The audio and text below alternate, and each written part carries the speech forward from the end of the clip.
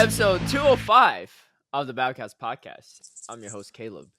And we're in the season Delightful Days. And in some ways, we have another delightful day because, again, no more delay from Tristan. So, podcast, nice and smooth. My Pokemon storage, not the case. Not so delightful. You know, it was delightful watching that Bastiodon get transferred. I don't know what you're talking about. Okay. Heaps of Pokemon space. So for those that missed it, I'm joined also, of course, by Twastell, Tristan, PvP Steve, PvP Josh, and then we got HurricaneKaz, and of course, and Mittens too. But yes, very important. Yeah, we can't forget Mittens here. I don't know. Does Mittens care if there's like another camera or another cat on camera?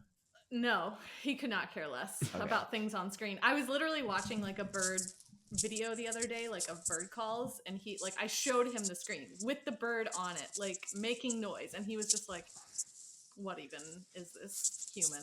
Well, Mittens is definitely on the wiser end too, I think, because it isn't bothered by such things. But I know one of my friend's cats, like that cat, even if you see the cat on like a FaceTime video or something, or like a YouTube video, she starts getting jealous. It's crazy. But she's an older cat too, actually. No, we've actually, like, me, because Jen has 2 cats, and we've actually done like, video calls where we've been like, oh, let's put the cats on, and they do. None of them care. Like, her cats don't care. My cat doesn't care. Her sister's cats like don't care. Like, Yeah, some cats just like, I don't know, either like don't lick or notice the screen or what, but like my cat's the same, like just doesn't. Yeah. Well, my cats barely even. I don't even think they know what a mirror is. Like, they're looking in it, and I don't think they even see themselves. No. But some cats do. Like, I've seen video of some cats reacting very strongly to mirrors.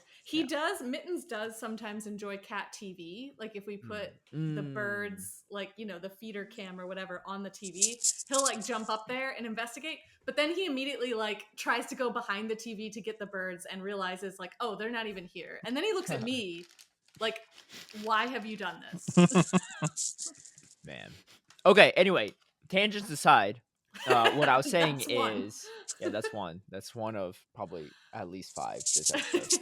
But, so, I think... Okay, actually, let me double check. But I forgot to drop a star piece last season when GBO rotation happens. And I think I forgot it the time before that, too. Yeah. So, okay, I forgot this time... Right. Okay, I forgot back in September as well. And okay, so I didn't forget. I just never have star pieces. Yeah. So I forgot both in September and in December. And I play any star pieces, right? And I even sent it out to my own server. I was like, look, you know what? I'm not gonna forget this time, right? I'll really just set the punishment harsh if I do. And I was like, look, 8 minutes until a new season begins. Drop the star piece now. I'll transfer my rank 1 best buddy Bastiodon if I forget again. This is the one I use for tournaments, for GBL. Ever since XL's dropped and I was able to make it, right? Because it was one of my first, like, rank 1 XL finds back when. Like, honestly, this is one of the biggest reasons why I became the Bastiodon guy. I was using... Okay, so there's a few reasons why, right? First, go back all the way to the beginning. First is that you made grass hole. No, my first YouTube video. No. Before that, even, right? And I'll take credit. Before you made grass hole. Okay. Yeah. Before GBL, even, right? Back in May of 2019, right? Actually, really, it's April, right? It was Kingdom Cup. It was Kingdom Cup for Sylph, right? Bastiodon was allowed. And I just traded for some, and I got like a decent one. I was like, let me just give this a shot. I won that cup, right? It was me, number 1, and Polly, number 2. It was like one of the best tournament results I could have asked for, right? Maybe, I don't know if he'd agree with that, but it was a good time, right?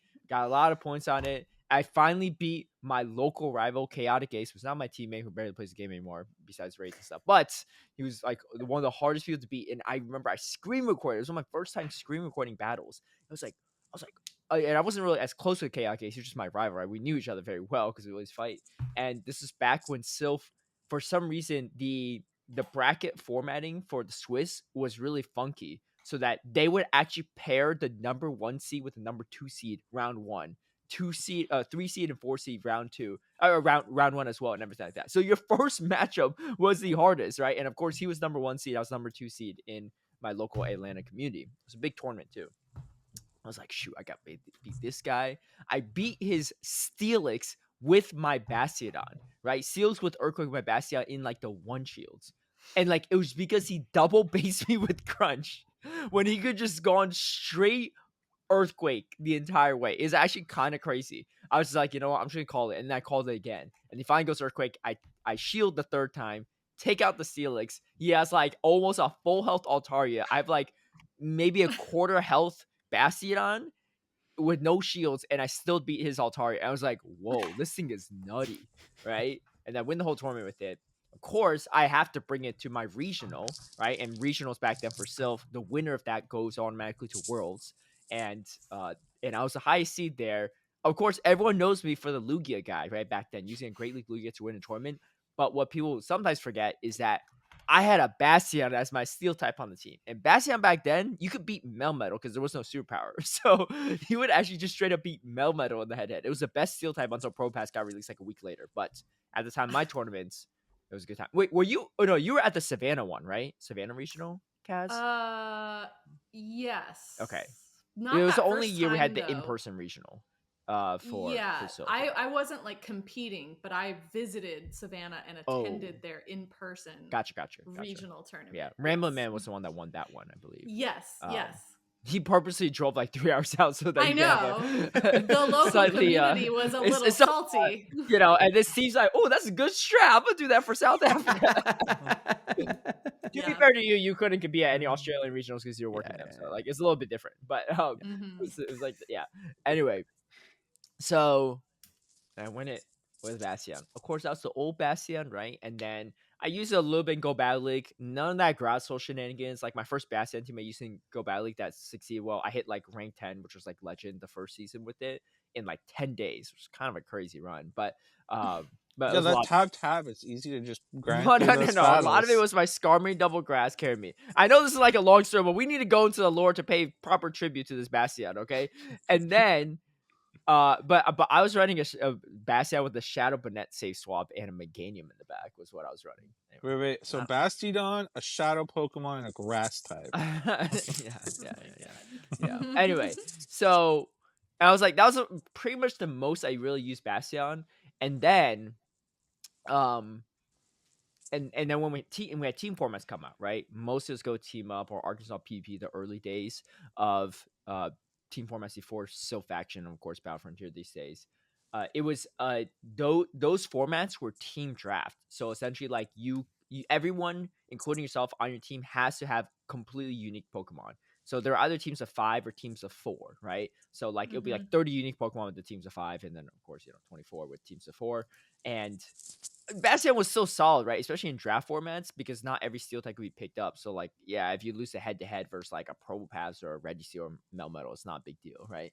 I was like, dude, this thing's still really strong. No one on my team wants to use it. So I was like, all right, I'll use Bastion every time. So I use Bastion every single team format, right? And that was my thing, right? Because I was just like, look, it's a good Pokemon. No one else wants to use it. I'll use it for the high stat product. Like, there's less counters to it in a draft format, or less ideal. Like, you got a Vigoroth into it, which is not that bad. And then the XLs drop, and of course I cast a rank 1 Bastion. And then I just like heavily leaned into it. I was like, well, I already used this already. Let me build this so I can have an even more souped up Bastion for these team formats, which is my main goal. But then I started using in GBL. I'm like, dude, this thing has a bulk point against Swampert? What? Like, this is kind of nuts. Like, I'm beating things I shouldn't beat. And then, of course, I started bringing it to actual official championship series Pokemon tournaments, and that's how I got my 3 second places with a Bastion on my team. That was the Bastion I used, and I transferred it. I transferred it yesterday. That Bastiodon was probably happy to be transferred after you replaced it with Carbink. It had over 900 kilometers walk, because early days it's hard. I didn't have enough XLs, right? So I was just walking it a ton. And I remember too, when I got Best Buddy on it, like I still went a couple months without having it fully maxed out, because like I just stopped budding it as much walking. There just weren't really shield on spawning, right? So I literally used it as a best buddy for like months before I finally actually just finished the final 40 XL candies. Now I have like over thousands of it. So yeah, but now it's been replaced by Carbink, so it's fitting that you yeah. took it out back. That one I probably won't throw up for transfer purposes because I got it from Butters from a trade. And it has to be best buddy as well too. So that's special meaning to me. But I mean, I guess so is Bastiodon. I think Bastiodon has more special meaning than Unlike this Bastiodon. carving that Butters gave me. Yeah, I will say too. I have that poor Bastiodon. I mean, So it's Caleb Peng here. I got a backup play. So I do have backups for both. Technically, the Carbink and the Bastion. I have a rank 1 best buddy Carbink I could also make later that I caught in Brazil. That wasn't from Butters. And then I have another rank 1 Bastion or Shieldon that I could evolve to make a Bastion. So But I get. do you have to best buddy that one? No. Sorry. So it's a rank 1 best buddy Bastion, but like it's not like you don't have to best buddy it for the rank 1. It's not like, you know what I'm saying? Like it's just a pure rank 1. It just happened to have been best buddy because I walked it so much, right? No, but the new one. No, the new one's the same stat product, same exact like spread. Yeah. I just caught it like years later during like a Shieldon events, but it's still like like 500,000 plus Stardust down the drain, plus all the candies and plus all like the time invested in it and all the memories. Plus all the Stardust you didn't get from your star piece. That's too 100K plus that, like that's like 700K right there too. All right. So look, I was looking out for Caleb, right? Yeah. It was less than half an hour before the new season started. I said, Caleb, if you drop your star piece now, then you won't miss it because it'll run over the hour. He's like, oh, I'll still mess it up probably. I was like, okay, then just drop. And I was like, just drop 2. I was like, just drop 2. They'll run back to back. And then he just ignores me. And then later last night, he just tags me with a video of him transferring the Bastion. I was like, you should have listened to me, bro. Okay.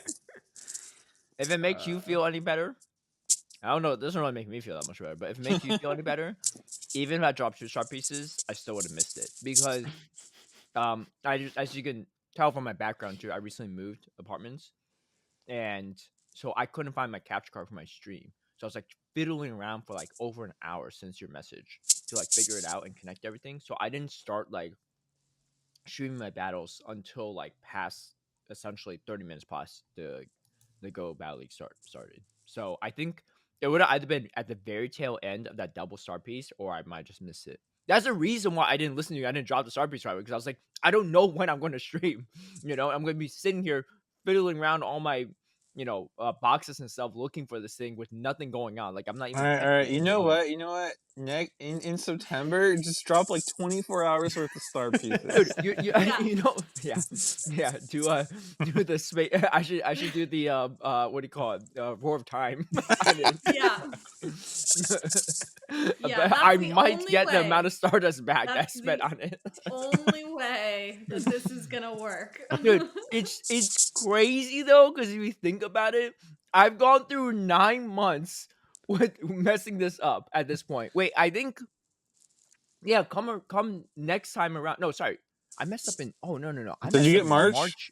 No, I messed up in March. So I messed up in March. I messed up in December, and I messed up in September. Yeah, I've gone I'm about to go a full year, and I will, right? Because until the next September, I'm about to go a full year for getting a star piece on Go Battle Day.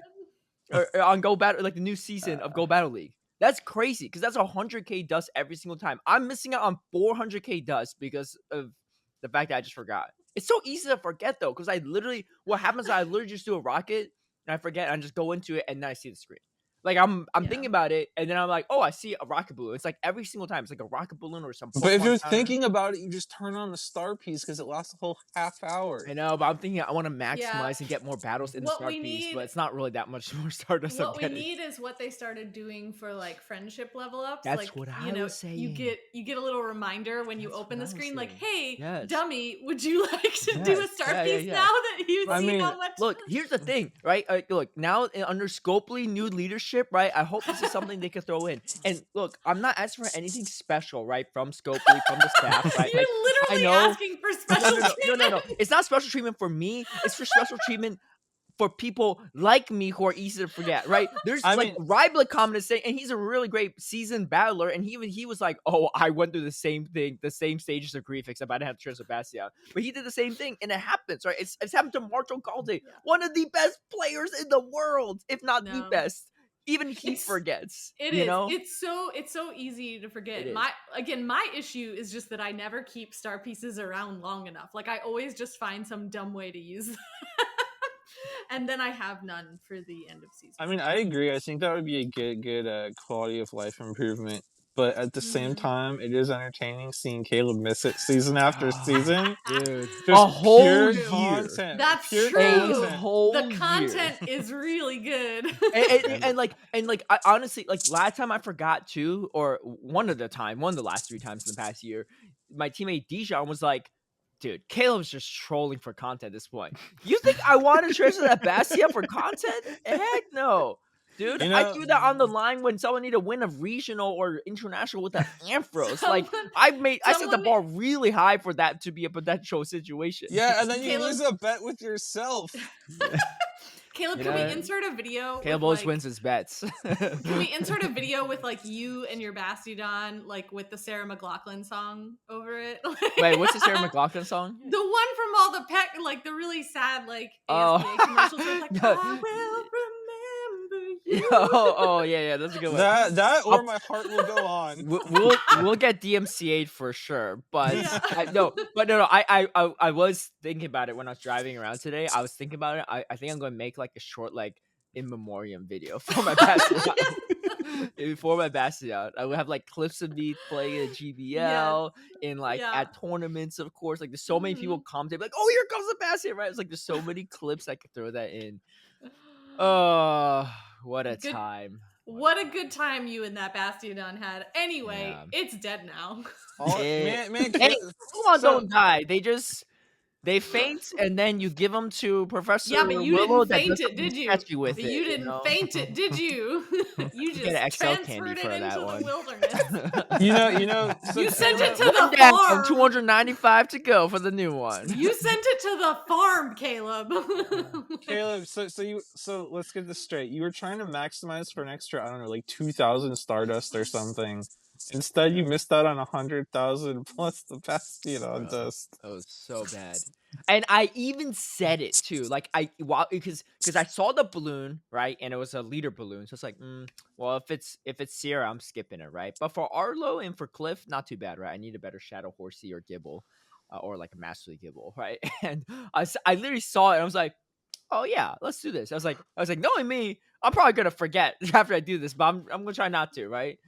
Forget, you could have All turned it on right then. all this for, like, then when you said. dude, that Shadow Gibble was like a 9, 10, 11 spread. Like, what am I going to do with that, right? Like, all that for that trash Gibble. I should have just saved it, honestly, because that was what I get. That's That what trash I Gibble gave is up what you to Bastiodon deserve. for that. Yeah, no, for real. Wait, you didn't star piece for bonus dust from the Rocket Leader? That maximization. Yeah, it's not even that much. It was probably worse maximization, actually, right?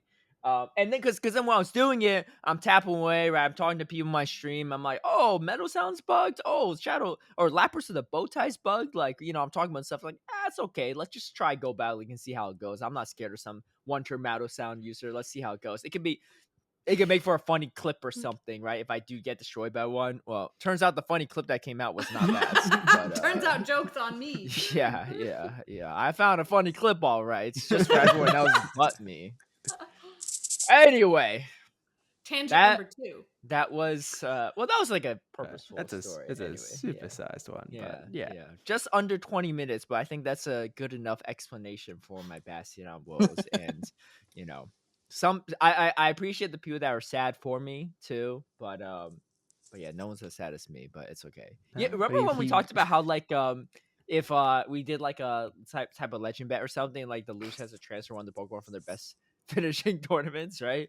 Dude, I was ready to risk it all on the line for some stupid Trevenant I had in the past, right? Like, clearly, if it had to be the Bastiodon, I would have done it. It just, I wasn't joking around. You needed to listen to rule number 1. Never make a bet with Caleb Peng. That's true. And I didn't listen. Especially not if the terms aren't advantageous for you. The only people that defeated Caleb Peng in bets are Speed Chief when it comes to the Stardust bet, because I don't know what this guy must have like 11 fingers or something. He'd be catching at like a different speed. And then Anacor, that one time I bleached my hair. But those are the main times. Oh, I guess me and Steve technically lost to Kaz and technically. We only get yes, but it wasn't. Excuse me. I mean, I could have only done so much there at that point. Caleb faulted, man. Yeah, I did. Wait, only done so much. Wait, so was your ELO like 3,600? Okay, to my capabilities, right? I ain't no Paul Lasher here, right? Come on now. Anyway, okay. Let's talk about the events because we've talked enough about all this stuff, and we have plenty to talk about. We have Pokemon Go Pass in June. So for everybody, finally available because I can finally see what Steve sees and other people see now too. But can you see what Steve sees? Well, I should probably. I don't know. It might be. We might have different ones. True. Different ones.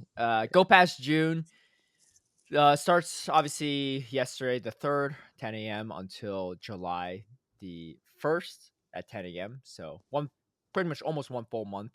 And why isn't it a full month? What? I assume they started it because it starts with the Go Battle League season. Yeah. No, but like, why doesn't it end when the Go like? Well, because usually it just starts with it's a monthly thing. So like the July one will presumably be like the full month of July. This one just sort of just got the first 2 days cut off because the season started late. Anyways, go on.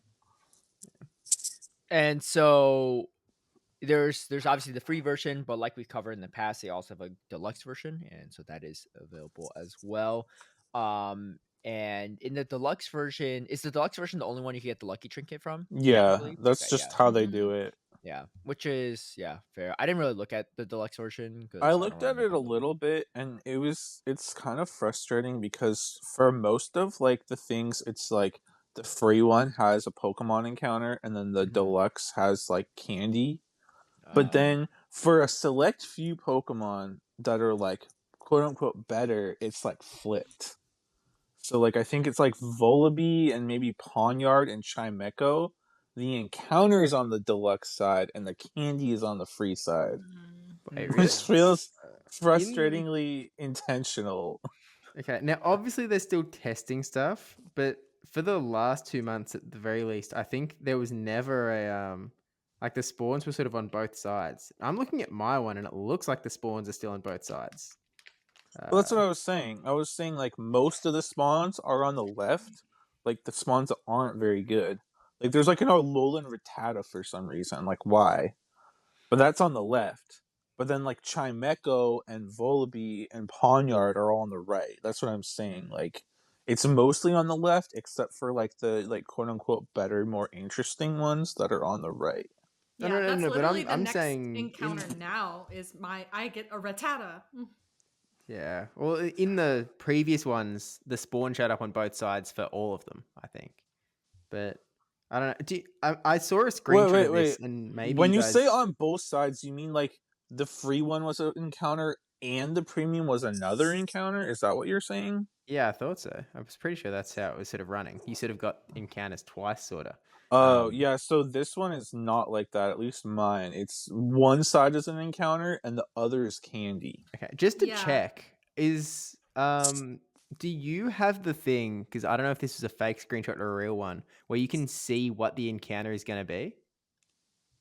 Like, I think so. Instead of a question mark, you can actually see that it is going to be a Clamperl encounter, for example, because I don't have that for the record. Let me look, but I think my... Yeah. It says mine says like Pokemon appears, and it has a little picture of a Clamperl. Yeah, I don't have that. So obviously they are still testing stuff. Because when I saw that screenshot, I was like, "Oh, that's really cool." And then I opened my game and it was like, "Oh, it must have been a fake screenshot." But mine does not have a picture of the Pokemon, Tristan. Mine just says Pokemon appears, but you can kind of tell what it's going to be because like you get the candy from the next thing. Anyway. Yeah. But yeah, I just my main thing is like half of these encounters, I'm just like, why is this here? Like, why are we getting an Alolan Rattata or like a? Wait, so or a Tristan, Palmy. What? What's your so question? to double check, you're saying that most of yours are mine are kind of like every other. It's like candy, and every other it's like encounter. Like for Wait. example, on the 13th rank, I get Inkay candy, but the 12th rank, before that, I get an Inkay encounter. Okay, so my 12th one, the basic is an Inkay encounter, but then the premium is Inkay candy. Right. Yeah. And, your And then the 13th is next Inkay step candy. is Inkay candy and then Inkay candy XL. Okay, so we have the same kind of same. But then Yeah. my point is like on number 17, the free one is Chimecho candy, and the premium is a Chimecho encounter. I see. Look, But then the next stage is the same. Like then for the free one, it's Chimecho candy again. Yeah, it and does then seem like it's it sort XL of. on the other side. Yeah, it does seem like it sort of flips back and forth, generally speaking. But my point was just that like some of the more interesting encounters are like on the premium side, like the Pawnyard, which would presumably be level 15, would evolve to King Gambit under Great League level. Like a Volibee is on the right side. Well, I guess that makes sense, Turtonator's right? on the right side. They want to be locked to like the Hisuian Decidueye on the right side. Yeah, I mean, to be clear, like something that's very important to hit here is that like this pass is free. Like you also, if they never release this pass, then you wouldn't be complaining about anything. It's just because there's like you're being given some free stuff and there's some stuff that's behind a paywall that it's like, oh, well, I want the stuff that's behind the paywall, and that's sort of like from a business sense that makes sense. Well, yeah, sure. Sort of all checks out on my end, to be honest. I think what Tristan is getting at is that like the encounters are like kind of random, like how they decided what gets an encounter on which side. Well, maybe not. if it seems like all the good ones are on the other Yeah, side. But it's not. But it's not like all the good ones. I mean, the only good thing about Chimecho is that you get bonus dust when you catch it. Like that. So, but then like there's a Sneasel encounter on the right side, but just candy on the other. It's like, who needs that? Wow. Yeah, I feel like some of the encounters in general on both sides could be Passimian? better, but it is what it is. Yeah. There's also some interesting bonuses when you get to certain levels. So like when you get to level 25, you get a bonus that's 1.5 times XP from increasing friendship levels. Then when you get to where's level 2? Tier 2 bonus is at level 50. You get increased XP and Stardust from research breakthroughs. Nice. And then when you get to level 75, you get the tier 3 bonus, which is double hatch Stardust and double hatch XP. That's not bad actually. Yeah. So those like are pretty good. Those are pretty good bonuses. And I like that because it's like it incentivizes you to try to like power through it quicker to get those bonuses quicker. And it's kind of nice because those are bonuses that are often offered with like certain events and stuff or seasonal bonuses. So like, I think that's a cool little thing thrown in there. Yeah, and to break down like some of the key points as well with the deluxe, the actual items you get difference is Lucky Trinket, obviously at level 100, one Super Incubator, additional encounters with even more Pokemon, like we discussed. Premium items such as Battle Passes, Incense, Lucky Egg Incubator, Lure Modules, and more, Candy XLs, and some of the other even more goodies. And then the thing that I like about this that Zionic mentioned when he was on the podcast with us was that unlike like premium event ticket where you like buy it and then you have to complete it, with this you can wait till you get to whatever level and then buy it at the end and claim all the rewards. Yeah. So like if you want the Lucky Trinket, like you can wait till you get to level 100 and then buy it and claim everything. And that way if you end up like getting busy and like not really playing that month, you're not spending money and not like finishing the research or getting to whatever level you want. So that's kind of a nice thing where you can sort of spend as you go if you want, based on like how far you get and what rewards you might be interested in. So definitely a fan of that aspect. Yeah, I do like that. That's typically how they do most battle passes in other games as well. So So it's not like you have to purchase it right away, right? If later on you're like, oh, I actually did kind of finish this battle pass, and I think the rewards are worth it, or you change your mind later or something, then it's Yeah. always Although the main difference in you like don't a miss lot of out. other games is that having the battle pass gives you like extra ability to sort of go through it quicker. Like, there's extra missions or there's extra like tasks Right. to get points and stuff, which isn't the case here. Like it's Yes. completely, there's no reason to buy it early in Pokemon Yeah, Go. yeah. Mm. I mean, I think it Yeah. depends on the games I played. It's about the same, but No, fair enough. But yeah, it kind of varies. Maybe Pokemon Unite is probably what you're thinking of right here. But Honestly, I was thinking of Fortnite. oh, okay. I haven't played It's like Fortnite the forever. OG battle pass in my mind. Yeah, I didn't know Steve was a big Fortnite player. Yeah, Steve I'm is not. full of. I'm not. But Yeah, I didn't know he was trying to qualify for the Olympics for tic tac bow either. But man's full of surprises. I also didn't know he was South African at heart. hey, Yeah, I didn't even keep a know he lot of wasn't a stories Steve. ready in the bank. Yeah. So on the blog post, Niantic also mentioned, or Scopely now, actually, they've officially been are under Scopely now. So I'll try my best to actually say that. They actually did mention too. There's differences in the Go Pass experience. So visibility of Pokemon encounter visibility in the deluxe and regular, and then different XP rewards are the main differences. So again, that's why Steve probably has a different one, and they're opening acknowledging it, which is I think is fine. So yeah, that pretty much does it for the Go Pass. We have ourselves the Pokemon Go Road Trip Europe. This is in July. This Cool. this What? banner on this website. I don't know why. Maybe it's because they said Go Trip in Europe, but part of me feels like the scheme of it. It reminds me of two things. One, the truck of it kind of reminds me of Optimus Prime from Transformers. Yes, It looks a little bit definitely. like a red fire truck, but not actually. And then, but when I first looked at Optimus it, Prime was like massive delivery truck. So was get it your okay? facts Okay. straight. And the other part that reminded me of it, and maybe it's just because it said Europe and Trip in it, but it kind of reminds me of Euro Trip for some reason, like the movie, like a long time ago. I've not seen that movie, so I couldn't I've Why? never say. seen that Okay, movie, okay, but so Caleb, I mean, you literally just said the words together. And I you know, already went but that's there. why I think it might be. Okay, so the actual color scheme of the promo of that movie is like red, a lot of Mhm. red, some white, and a little bit blue. So it's kind of, I don't know. Maybe it's just because it says Europe and Trip in it, and that's why I thought of it. That is the reason. Any other Euro Trip fans out there, let us know. yeah. If you know what that is and you watched it when it came out, then you're definitely old like me.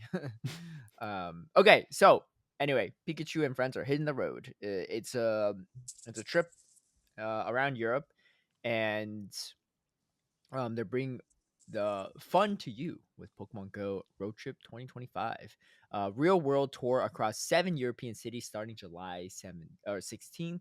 Here are the cities: Manchester, England on the 16th of July, London, England 19th, Paris, France 26th, and then in August we have Valencia, Spain on the 2nd, Berlin, Germany on the 9th, Den Haag, I might pronounce that wrong, Den Haag, Netherlands on the 16th, and then Cologne, Germany on the 20th to the 24th. Oh, so this goes all the way through August, you said? Yeah. Yeah. Yeah, Mhm. July through August. So it's overlapping with like Worlds then. Yeah. Because I think August 16th is the Worlds weekend, right? So That unfortunately sounds for any right. of our Dutch players that will be competing at Worlds, but I mean, there's a lot of overlap, right? I mean, there's the European Go Fest is during NAIC, and I know a lot of Europeans are still going to NAIC, so like, Yeah, for unfortunately sure, them, for that's kind of sure. how it goes.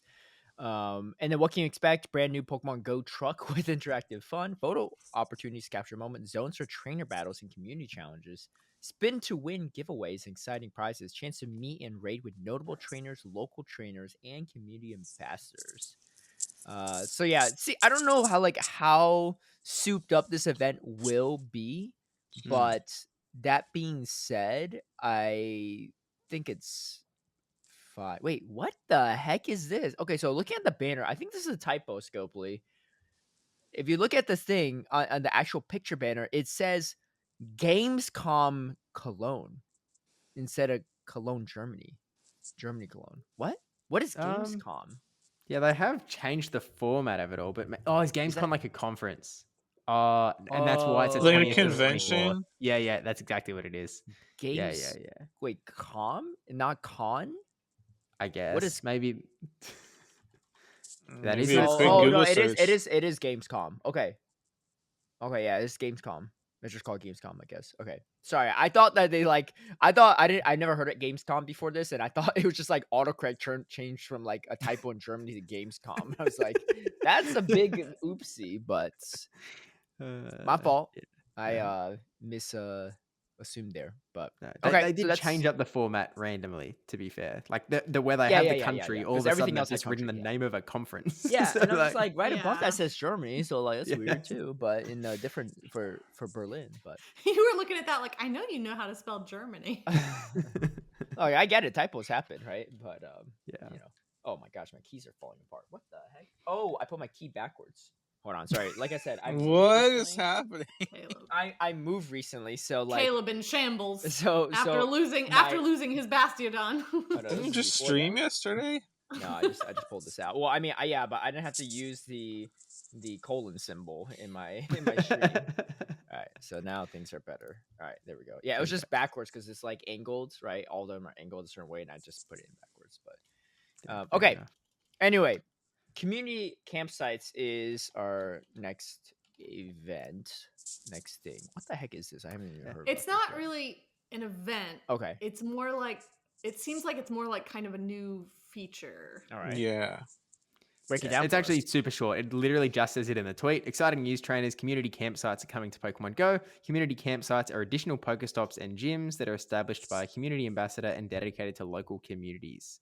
And so there's actually there's a link to the website, but there's no additional details on the website. So No. Yeah, that's it kind of literally it. just says like, here's a map, find your local community. And it's like, but what about the thing you just announced? Can you tell me more about what it is?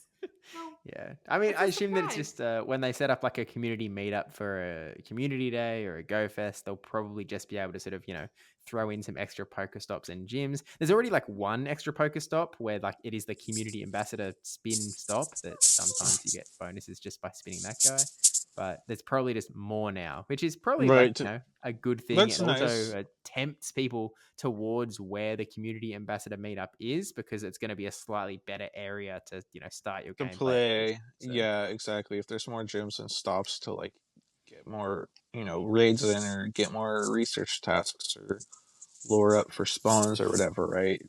yep. I think Yeah. it's a good thing. Again, it doesn't like hurt anyone who doesn't have a community ambassador nearby, but it does enhance the experience of groups with community ambassadors and hopefully encourages people to go join those meetups if they have someone nearby. So And it seems does like a good thing And overall. it does list some bonuses like from community ambassador sort of sponsored events. Like you can receive special timed research. You can receive actual physical items like shared through the community ambassador. Like This is all the same though. Like this has been. No, this is all the same that it's been. Now they've just given it a new name.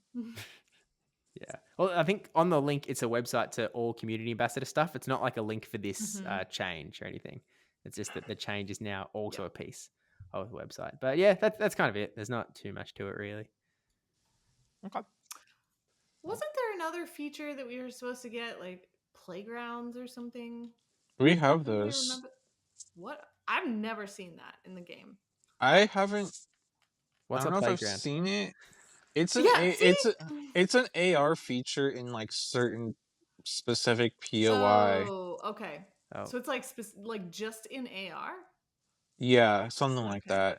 I haven't seen it personally, but I've heard other people talking about it. It's like in like very specific POI, and it's some like AR feature.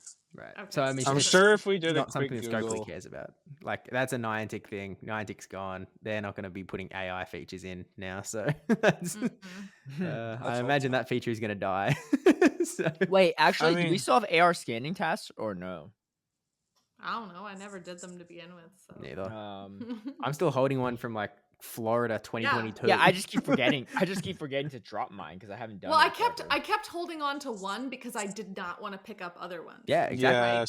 same. So I just have Let me- one that's been sitting on top of my stack. Well, no, And because also- it changes your quests. Yeah, if you have it or don't have it. Yeah, like it's kind of But crazy, which I don't I'm understand why that's even a thing. But no Wait, like what it, was it that makes feature we were just talking about called again?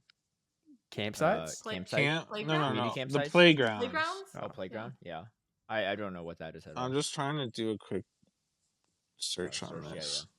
Yeah. Oh, Yeah, I Pokemon. remember. Okay, this is from Pokemon Go Help Center. Pokemon Playground is an augmented reality feature that allows you to position Pokemon at specific Pokestops for trainers to be able to take photos with those Pokemon, add their own photo, or both. Right. Pokemon can gather, play, interact, and meet other trainers to take photos. Yeah, it's just an AR feature. Okay. Um, I remember seeing like getting the little alert about it in the game and then being like, huh, I wonder what that is, and just never seeing anything else. Mark about my it. words, within the next year, it will no longer be in the game. It's true. I'm pretty happy to say that one. But oh well, Okay. that's campsites. Yeah. all That's right. campsites. All right, Before we and move then- on, we should make some community day predictions. No, I already saw. I already saw the stuff. We could maybe skip next month, or we could make it more interesting by seeing what the community vote for. But Well, yeah, we can make So- bets on which one we think is gonna win. yeah. Well, we need some more information before that happens. So, It's true. why I say this? A few No, things we to don't. note. So, Eevee in July Community Classic. I think Tristan was the one that honed in on this as a potential for the Community Day Classic. Yeah, because it was a 2-day Community Day Classic, and Eevee would make sense. It is on July 5th and 6th. That weekend, 2 p.m. to 5 p.m. And then, of course, all right. So here's the moves they'll learn, because it's had like Last Resort in the past, right? And then now it's like it's had other stuff. So yeah, now it's all these are these new moves that I No. learned? It had these two are all community previous days. These are This is all community day 2. Remember, this is community yeah, day classic. is- It's not a new yeah. thing. It's No, Yeah. I know, but I This just like is I from just the don't second remember. I was like, time. did Leafy have Yeah, Bullet this Seed is from before? the But yeah. second time they Yeah, were from the second featured. time. I, however, have the question: is it new that Eevee caught or hatched during this time will know the charged attack last resort? Nope, Like that's the Eevee first one. itself. No. No. So my Yeah. I question know was that good. the evolutions. No. I know that the Eevee- evolutions. No. Eevee got it Eevee as had well. it too. Yeah. Okay. Eevee All had right. it In that too? event, Well, anyway, Eevee got it. Evolutions got it. here's the yeah. moves that all the Eevee and Evolutions get. Eevee get Last Resort during the event, of course, and then Vaporeon gets Scald, Jolteon gets Zap Cannon, Flareon gets Superpower, Espeon gets Shadow Ball, Umbreon gets Psychic, Leafeon gets Bullet Seed, which is the only one that learns a fast attack, and then Glaceon gets Water Pulse, Sylveon gets Psy Shock. And bonuses, so it's so Espeon, Umbreon, you only need to walk 1 kilometer as your buddy to evolve it, which is nice. Sylveon, you only need to earn 7 hearts as your to evolve it, right? Before I think you need a bunch more than that. And the Eevee obviously will increase more in the wild. 1/4 egg hatch distance. Lure modules are in incense 3 hours, all that stuff. And it's a 2-day event, which is nice. Now, here's where it gets interesting. So, I mean, by that's the way, Eevee, it says the evolution requirement will return to the usual requirement on Saturday, June 12th at 10 p.m. local time. Yeah. So this event is what, like a week before Right. that? Oh, right. Yeah. So Scopely's continuing on with the 1 week thing where Which coincides with the background research thingy.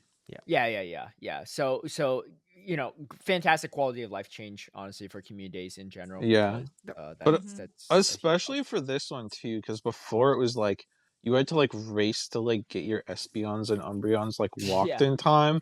Like Yeah. even though it was a 2-day event, it was like you usually still had kind to of evolve your Umbreon like on the first night because then the Yes, community ended yes. before nighttime the next day. Like Yes, so the yes. fact you have like a whole week to Mhm. like appraise your Pokemon, buddy them and walk them or get hearts and then evolve, like that's definitely like it's a good quality of life improvement in general, but especially with some of these unique evolution requirements with Yeah. like this one and also with the Palmy, it's really nice having that extra time. Yeah, 100%.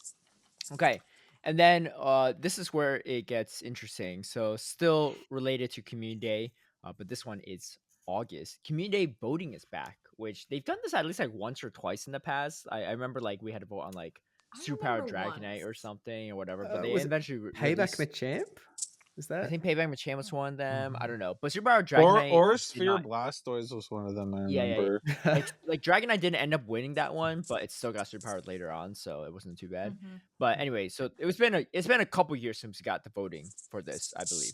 But from Saturday, June 7th, 6 p.m. Pacific to Sunday, June 8th, same exact time, you have 24 hours to vote for August Community Day on their official Pokemon Go YouTube channel. So probably in the community tab, where they could poll people. And then Pokemon that receives the most votes will be featured on August Community Day in 30th at 2 p.m.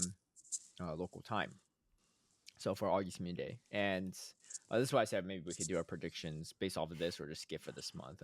I'm down for whatever. So the 4 fallen Pokemon you can vote for is Frillish, Wimpod, Rookidee, and Lechonk. Frillish will get Jellicent with Poltergeist. Wimpod will get Golisopod with Rock Slide. Rookidee will get Corviknight, if you eventually evolve twice, with Sky Attack, which definitely is likely a typo. That's a typo. Because that's not even like the exclusive move, right? Iron Head would make a little bit more sense because you had to lead TM it, but Iron Head's also not a move that it's a move it could learn right now, so it's still a little bit on the weirder side of things. And the Lechonk will turn into Oinkologne that learns Disarming Voice. So I think I'm down to make a prediction on this, but I think it really hinges on what this Corviknight is actually learning. Like I don't Drillpeck, think it does. yo, I don't think it does. PvP people, let's rally, for some of these votes. Okay. I Let don't have me ask PvP this: channel, does but, I anyone might make think that some is others just to going help to with be like, Huh? regardless of the move, as Tristan says, does anyone think that it's going to be Wimpod, Jellicent, or Oinkologne? Okay, so you have to think about it from a very like PvE perspective, right? Because Yeah. the majority of players do not PvP. Correct. But I think this is still slightly in our favor because we already have shiny variants of the other 3. So even from a Mhm. PvE perspective, people probably want Rookidee. They're not even thinking like, Yep. oh, the charge attack. Like, we don't have shiny Rookidee yet. Of course we want this, right? We got Yep. shiny Lechonk. We've had it for years. Wimpod's more recent, I think, but Frillish we had for years as well.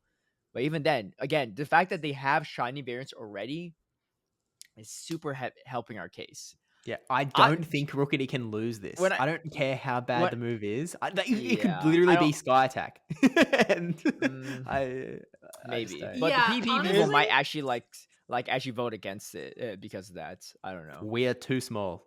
We are Yeah, getting we Rookidee. are. That I think this is a dumb vote because it's again we have 3 shinies. The bulk community clearly didn't like having the repeat Also, shiny in the votes. Also, Corviknight is like a fan favorite. It's a brand new Yeah. shiny. Is it a fan favorite in the main series game? I didn't know that. Yeah, Yes. Oh, it is? definitely. Really? Yeah. Interesting, because it's like the Pidgey of that generation, no? Wow, you Yeah, hating I on guess, birds, but- Kaz? You're gonna allow Oh, this? I mean, them look, fighting words. No.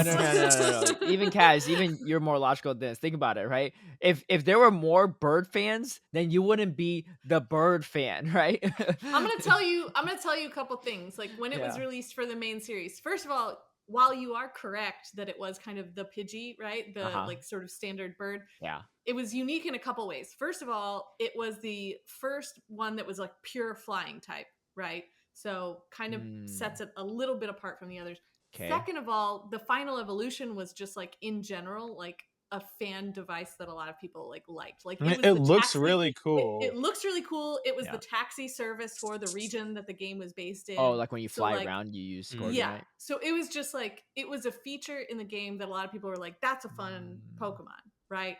And a lot of people really liked, Tinkaton as well. And there's like a dynamic between those two. Yeah. So it's just like, wait, doesn't Tinkaton beat it in the main series game? Well, that's the lore. The lore in is the that actual main series game, Corviknight still beats it, I think, because of typing. Exactly. What kind of lore but the is this? That lore makes no says sense. Tinkaton is like a hunter of it. Oh. But also the other thing too is you're worse. You're like that's like saying like in the lore, Bastiodon really be hunting down them Clodsire. Really be hunting down them Swampert. But the other thing is Corviknight also has a G-Max form. Yes. Oh. So there's Yeah, that wait, too. not Dynamax, Gigantamax. It's Gigantamax. Oh wait, I form, need to see what yes. this looks like. Like there's only like I think like 20-ish Pokemon, 20 to 30 Pokemon that have Gmax forms, and Corviknight is one of and very them. few of them are It's- birds, right? Are there any other birds that are Gigantamax? Yo, this Gigantamax looks kind of dope. Really? It's just a bigger Corviknight. It's just got some red on it. Yeah, it doesn't look It's got the really all ring that though. different. This thing looks scary. All Dude, he right. be polluting and stuff. Look at that smog above his head. He flying so high he can feel the smog. That's on all of them, man. This is, I can't help but look Yeah, at but this he's guy and be like, surviving the smog, right? A Pidgeot flying up there and it's going to just start flying down, right? You don't see it actually existing. He's like, yeah, I could tank this smog, no problem. Steel Yeah, type. that's steel typing. Yeah, exactly. Oh my Is there God. any You other think it's Gigantamax birds? I don't think so. Yeah, not there's only not Gigantamax. There's obviously a lot of Dynamax Pokemon, but for Okay. hold on, Every let me Pokemon. just Fan Yeah. favorite for many reasons. let me just double check this. Yeah, no, because the list that I have is there's Charizard, obviously, Butterfree, Yeah, but that's not a bird, Pikachu, yeah. Meowth, Machamp, Gengar, Kingler, Lapras, Eevee, Snorlax, Garbodor, Melmetal, Corviknight, Orbeetle, Dreadnought, Colossal, Flapple, Appleton, 2 different ones, Sandaconda, Toxtricity, Centiskorch, Hatterene, Grimmsnarl, Alcremie, How creamy is just a cake. Like Yeah. what? Caparaja, Duraludon, and then Venusaur, Blastoise, Rillaboom, Cinderace, Inteleon, and the 2 forms of Urshifu. So that's like the current list. Okay, so Yeah. I mean, Rookie D's probably gonna win. I mean, are we really gonna Yeah. make a bet on this? Because who's not No. gonna vote for No. Rookie D? Oh, I no, don't okay. know. Yeah, I really let's think make there's predictions, guys. several I'm going to predict Corviknight. What about you? I mean, who Honestly, wasn't any of the gonna other ones? I don't even care transferring the shinies for those. I don't know what to do anymore because they didn't follow the formula and then they did, and why? Oh, And Kaz, are you really thinking about not gambling on Kaz, Corviknight? Devastated. I mean, who Devastated. who wouldn't pick Shambles. Jangmo, right? Yeah, Who I just would scrolled through the tweet replies, and it's mostly Corviknight talk. Like even like Fleece Yeah. King popped up as the Dude, most liked people ones. are- Like The thing is, people want to know what the move is, so they know what move they're getting. At this No, point, they they're don't. not even. They just want But shiny also- Corviknight. yeah. But also, Caleb, on the PvP side, like first of all, like Steve said, PvP community is not big enough to compete with the shiny hunters. But even beyond that, like most of these moves are not very good. Like No, I mean, Poltergeist for Frostbite, Jellicent, Like what? right? And like, and Gliscord's not gonna wouldn't even run a non-nerfed Rock Slide in favor of like X Scissor and Aqua Jet. Poltergeist is terrible. Like, I guess Disarming Voice on Wankalone is like something. No, there's no way. Oinkolone's not going to be meta relevant with that. It's not meta relevant now. It's not going to I be lost meta to relevant. I lost to a local running Winkle line recently. So How recent? This season? like Or a just week in general? ago. That's kind of wild. in South Africa. No, it was a week ago. I got O2'd by Winkalone. I What? kept getting ghosts on it. You kept getting what on it? Ghosts. It on was very- It was not a yeah. great. What ghost are you running? I was running Dusclops. It didn't go well. It But didn't go isn't well. it doing Wait, resisted you resist damage tackle too? though.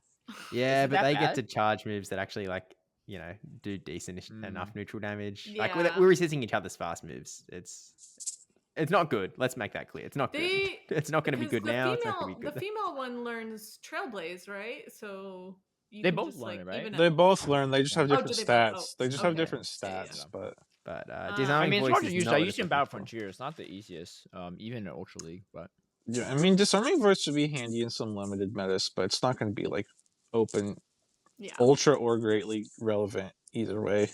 yeah, I mean But- that is definitely one of the more useful ones. It gives us some coverage into fighters, which is its main counter. But So the actual voting is only going to be for 24 hours. yeah, Starts at Saturday, June. It starts in 7th, 3 6 days p.m. from now. Yeah, pretty Saturday, soon. June 7th at 6 p.m. PDT until Sunday, June 8th at 6 p.m. PDT. Yeah. So I think the only people who are probably undecided are like even a little bit are like the PvPers who are like, but what's like attack will Rookity really get? Nah, PvPers are still just gonna be fine to like get shiny Corviknight, hunt some better There's gonna IVs, be get 100%. XLs.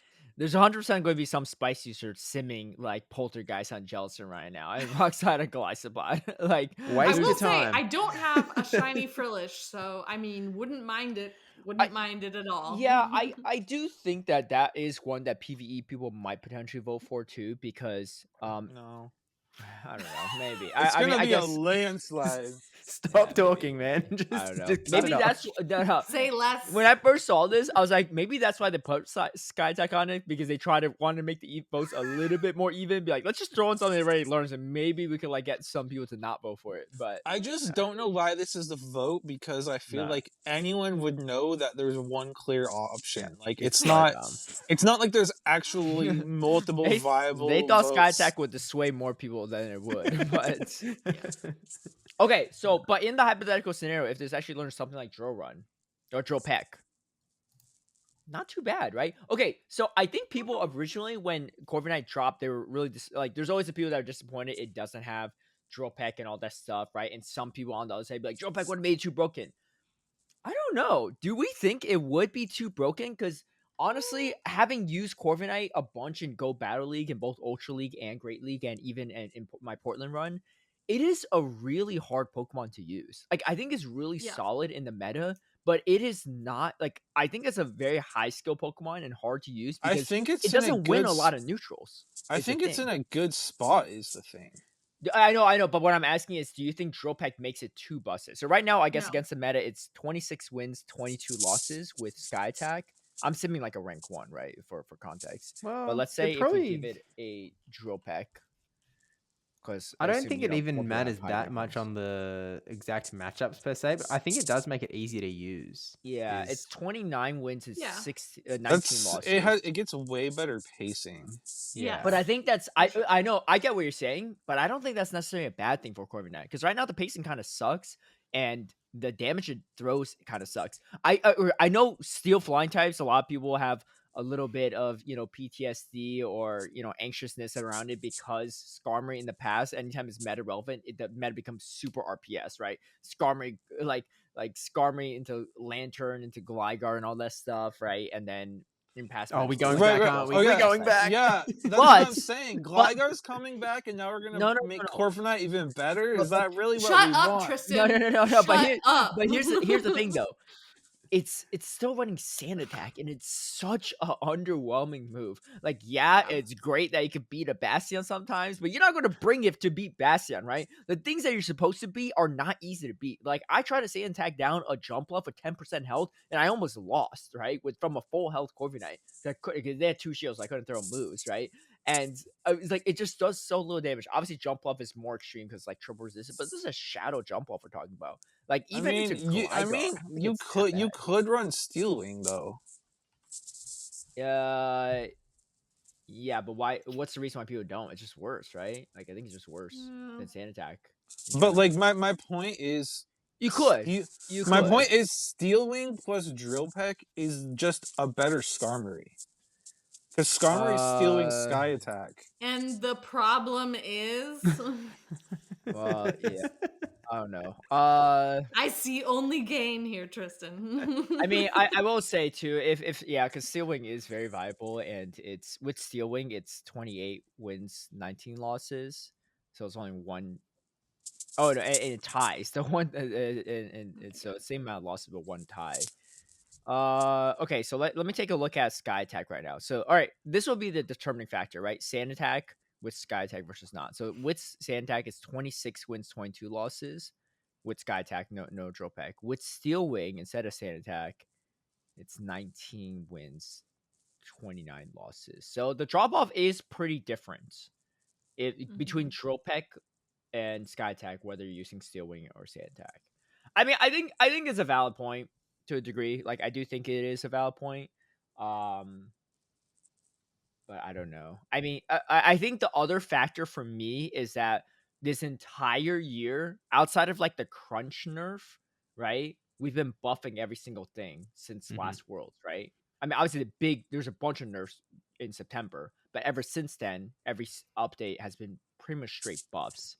So I think we're at a point where power creep is. Oh, also we nerfed like Nightshade for Corsola and stuff, but for the most part, everything's been buffed. So I think we're at a point where power creep is a big factor. I don't hate it, but stuff like Corviknight with Sand Attack and Sky Attack just does not really pace. Like can't really keep up that well. Steel Wing, though, at the same time, I definitely hear Tristan's point, and I think also with the Dene being like maybe the main electric of choice, taking neutral from Steel Wing might not be ideal either. So I don't think Dene probably lose that matchup, especially when you boost yourself, but they can hit back with Corviknight. But Okay, I don't think it's a just, bad thing either, though, actually. The fact that Corviknight, because it becomes less RPS, right? I don't know. I think an important thing to flag here, maybe a very important thing to flag, is that this community day is on August 30th. It is at the very, very end of the season. And we're presumably going to get a pretty sizable meta update post Worlds, like, 2 days after this community day. And so the meta that we're talking about is probably going to be pretty different to the one that like we're theory crafting for. So it's almost like it's irrelevant for the next 3 months. It doesn't even matter. This is just going to be like whatever Corviknight ends up with, we'll be comparing it to the next. I mean, the thing It's I'll not say like it too. matters from Worlds. It Nah. doesn't matter for NAIC. Like all of this is just sort of in the It wind. won't even matter for Delightful Days. It'll only. It's almost like impossible to even consider what it's going to be until we get to move up. And it won't even matter if it could beat a Bastion because I don't really have one anymore. Go ahead, Tristan. What were you saying? I was going to say the thing I'll say with Corviknight and the power creep argument is, I personally think that it's better to look at rebuffing Sky Attack, because that would help Corviknight and some of the other flyers that got just eliminated from the meta.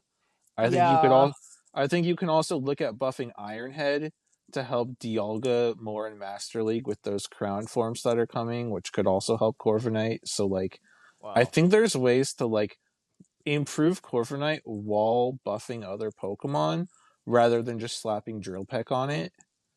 And also, if you don't give it Drill Peck, you can actually buff Drill Peck, which helps things like Zapdos and Empoleon. So Tristan, like, why not both? Why not give it Drill Peck and then also buff Sky Attack? Because that sounds miserable. I will say Sky Attack is so gutted. It does feel really bad. Like I tried using Altari the other day. It was actually at Portland. I was at a side event, and it was a really fun side event. Where you essentially like it's like pack battle, so you draft like stuff, and I drafted a Swablu that I could evolve into Altari for it.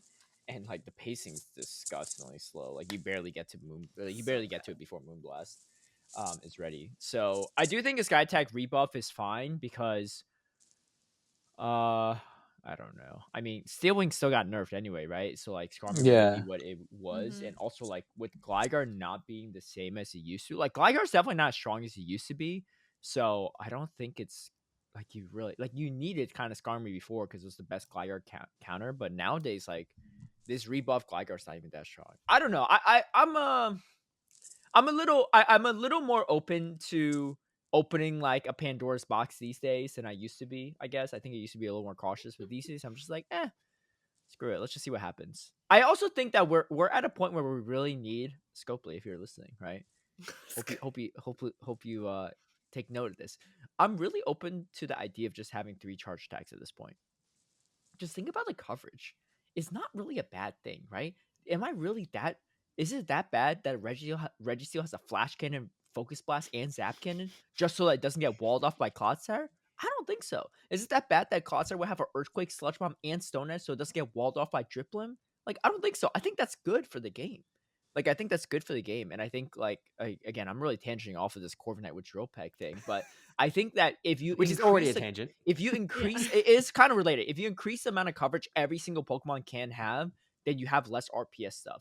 And then buffing stuff like this is not nearly as scary, right? Yeah. I mean, because then you can give Corviknight payback, right? Then it has more play into electrics.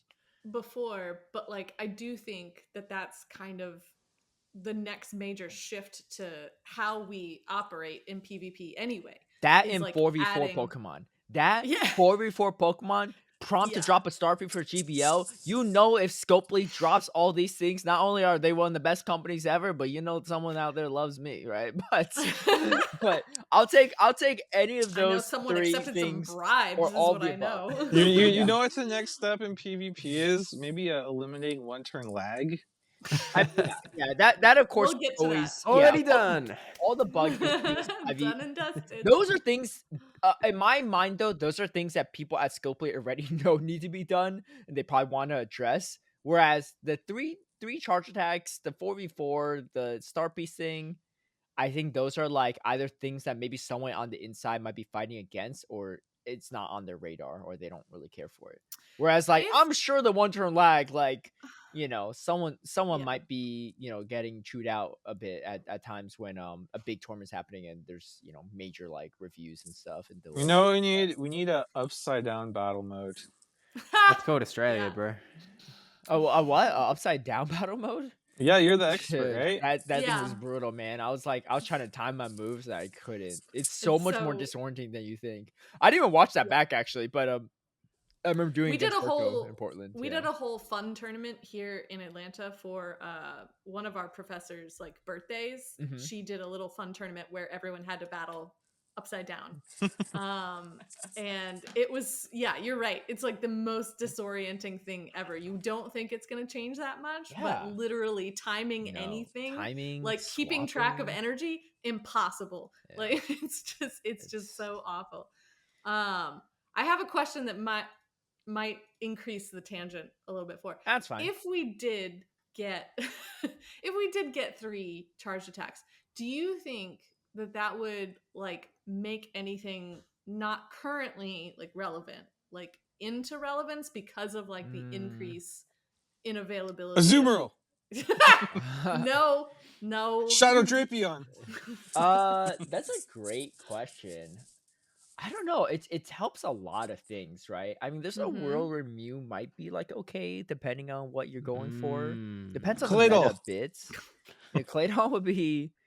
Stop shouting things that are already relevant, Tristan. They're Drapion all would be getting buffs. really He's fun, right. like really scary to deal with. But I think that's good, right? Like imagine you bring in Zuma to Drapion and like, oh shoot, this thing has Sludge Bomb now too, Yeah. so I gotta watch out for it. But that's like a good thing. Like that's the thing, you just can't come in and Yo, just smoke 'em Jump Puff would be a menace. With Jump- Energy Ball too. True, Yeah. actually. Fluff. For Alligator, I think for Alligator would be really strong. With 'Cause you have Crunch. Oh, yeah. Punch, right? Mhm. Obviously there's still a few things that wall it off, but like a lot of things that typically wall it off are gone. Like it's just Yo. really a Zuma that just walls it off, right? Samurott with either Blizzard or Muddy Water, or no, Razor Shell. I'm not a big Samurai believer, but I mean, yeah, I guess so. I think Primeape would be kind of scary. Close combat, Ice Punch, True. and Rage Yeah. Fist. That's some good coverage. And Annihilate too, same I set. do think Registeel Yeah. might make a slight resurgence too, because you're not walled off by as many things. But I don't know. Crest would be decent. Cresselia would be really good. Yup. I do like that one. There's some like stuff that just like isn't really that much different, I feel like a Mana Buzz. But Yeah. Sableye Yeah. might be a little bit decent. But again, like a lot of these things, like their stat products are the same, so you can only get off so many moves. Oh, right? Tinkaton would kind of be obnoxious. With, That would be, yeah. But the thing is, like, we're naming like so many Pokemon because they all would be better, right? Like, I think for Yeah. the most part, almost My- everything gets better outside like an Yeah. Umbreon and Mana Buzz and stuff, right? Well, like my Wobbuffet, question is, Hey, like, right? are there Pokemon that are like not Not good at all. Yeah, I get what usable? you're Like saying. not good at all. But Ampharos suddenly, maybe, but not. I don't think so. It just doesn't have the. I'm trying to take a look at like. All right, let me take a look at stuff that's outside the top 100 rankings, I guess. Crunch Charger Bug believers rise up. Metacham maybe, but I just don't know if it's a strong place in the meta for it. But having Dynamic Punch, Psychic, and Ice Punch is definitely solid coverage, right?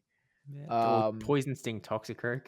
Yeah, Poison Toxicroak. Oh I yeah, mean, some people are saying that might be meta right now, though. Yeah, because so. Mud Bomb, Dynamic Punch, Shadow Ball would be pretty nifty. Blast. I mean, Mhm. Blastoise is already kind of meta right now. Blastoise would be fun though, because you have Lapras the would grass be a coverage. menace. too. Lapras, yeah, but again, we're naming things that are already meta relevant. But yeah, these things would definitely be strong.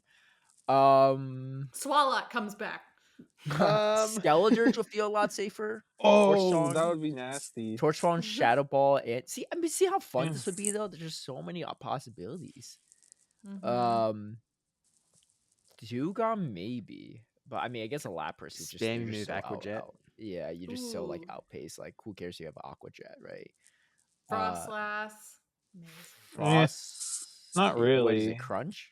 Yeah, Maybe. Yeah, Mhm. maybe. it's not the most impactful. Yeah. Jellicent, there's a lot of water types that would just have more coverage. Like Jellicent would add Ice Beam, for example. Yeah. Yeah. Like, Yeah. I don't know if there's. It's just like a lot. Obviously, like certain things would get better, but then a lot of the good things just get a lot better too, right? So you know what would be really annoying is Poltergeist Dusclops.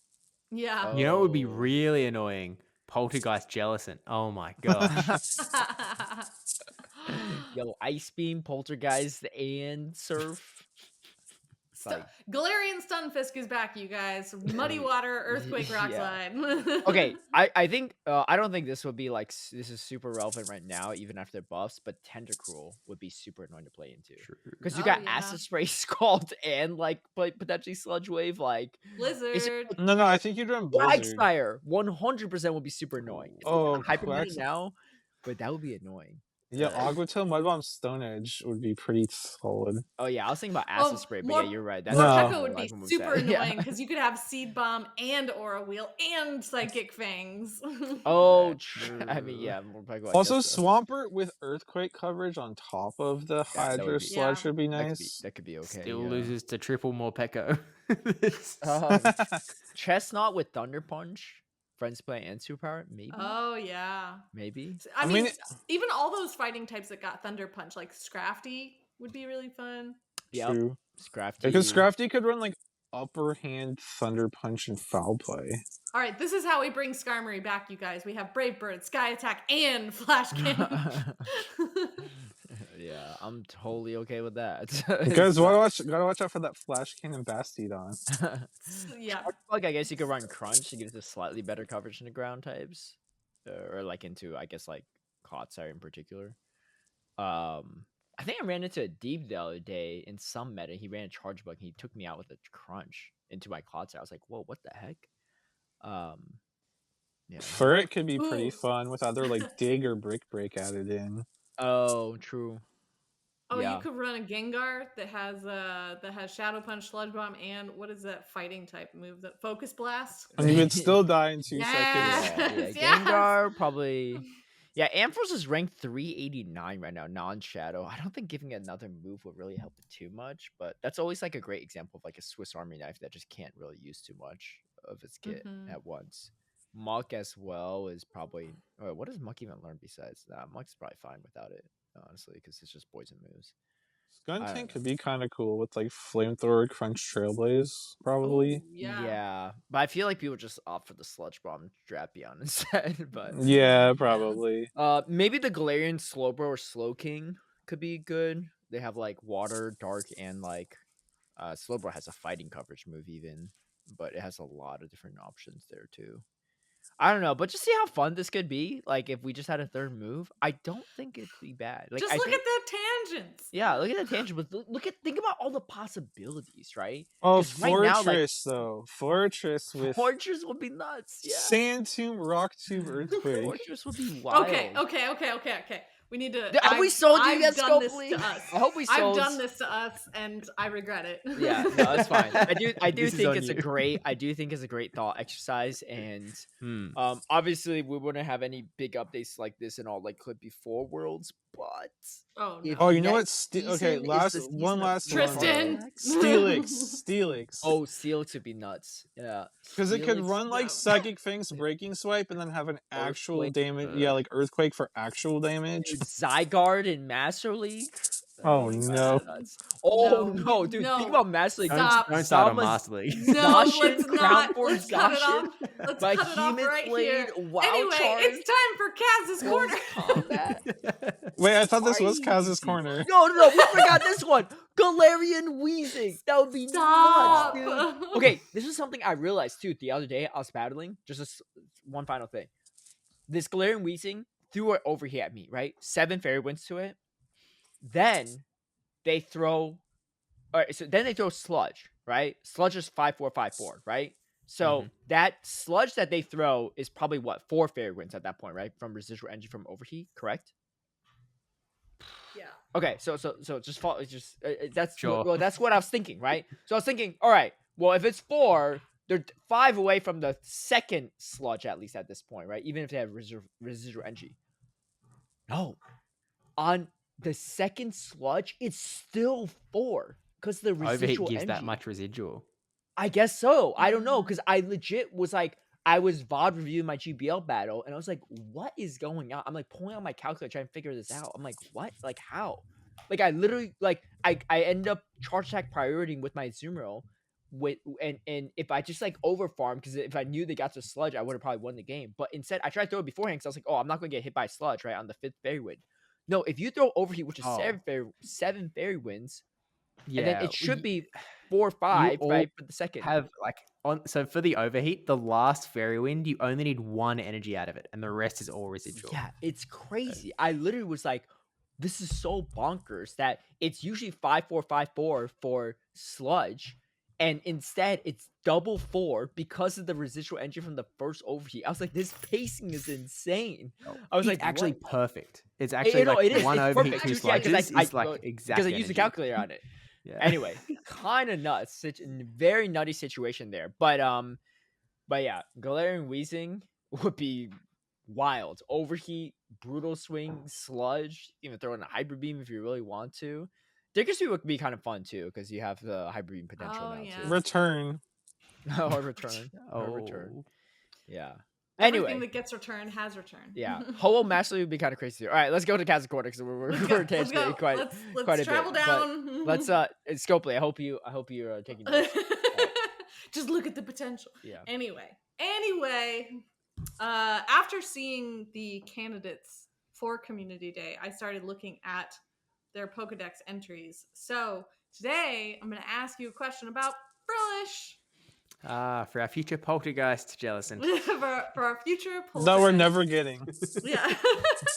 So, even though Frillish is a water ghost type, what other feature does it use to defend itself? What other feature? What? Yeah. Feature?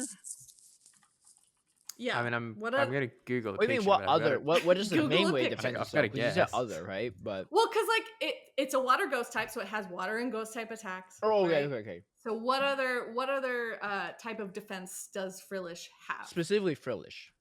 Yes. But is the answer like a Pokemon typing or it's like a biology thing? I'm gonna leave that up to you. Okay, I've got a guess, I suppose. I mean, Did you already look Yeah. up a picture? I'm looking at a picture now. But I've got a guess. It's not a confident guess, but it's sort of the best I've got, I think. I don't know. Well, I mean, I do think that this one is probably a little more obvious just because of what Frillish is based on. Yeah. Yeah. We'll see. We'll see. I mean, But sometimes we'll that find also out together. asks for a harder Taskmaster sort of answer marking system. So, This one does not have to do with atmospheric pressure, I'll tell you that. All right, I'm good to go. Give me a sec. I feel pretty good about this one, but okay. Oh, how specific do I be? I don't want to. Wait, say, but say- sometimes, say- but the say thing the is, sometimes question if you, again. Constant if you dilemma. drop more words, it can help you, right? Even if it's not completely accurate. you True, throw- you Wait, might say the hit it. question again. Though it is a water ghost type, what other feature does Frillish use to defend itself?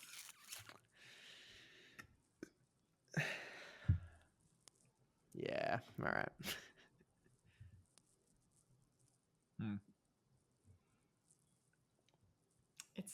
I think you're overthinking it, Tristan. Yeah, almost definitely. I'm gonna throw a specific word in, and it's gonna hurt me, but. Or help. Oh no, I'm backtracking. The more Tristan like deliberates, the more Steve like waffles. He's giving you wobbling time. All right. Okay. Does everyone have something entered? I guess. Is everyone ready for me to count down? Okay, I've put the word in. Sure. I'm leaving Okay. it. 3, 2, 1, send. Okay, Tristan writes and crossed out feathers and then said Feather. tentacles.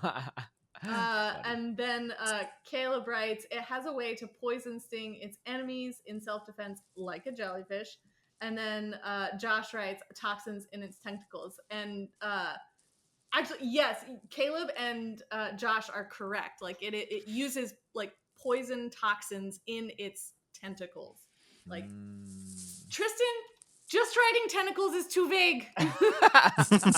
Okay, that's where I'm glad I was like, oh, do I go for toxins specifically, or is it going to be like some wacko Yeah. schmacko? I wasn't looking specifically for the word poison, but it does. The Pokedex entry specifically says it uses like poisonous barbs in its arms and legs, which in this case means tentacles. Yeah. It does have I specific have been arms stung and by legs. jellyfish in the past, so I do. Yeah. No, it sucks. All right. Do you want to hear a jellyfish story real quick because we're on the topic? When I was a kid, let's go on the third tangent, baby. it's kind of related, but when I was a kid, I remember I was like maybe like 6, 7 years old max, right? Me, my family, like family friends are on the beach. And I think I was like the only kid there too. I don't know why. I feel like my neighbor's like family was there too, but she wasn't there. I don't know. Anyway, we're on the beach, and there's a bunch of kids, like they start screaming. They're like, "Oh my gosh, a jellyfish and stuff!" Some dude comes over, right? Grown man.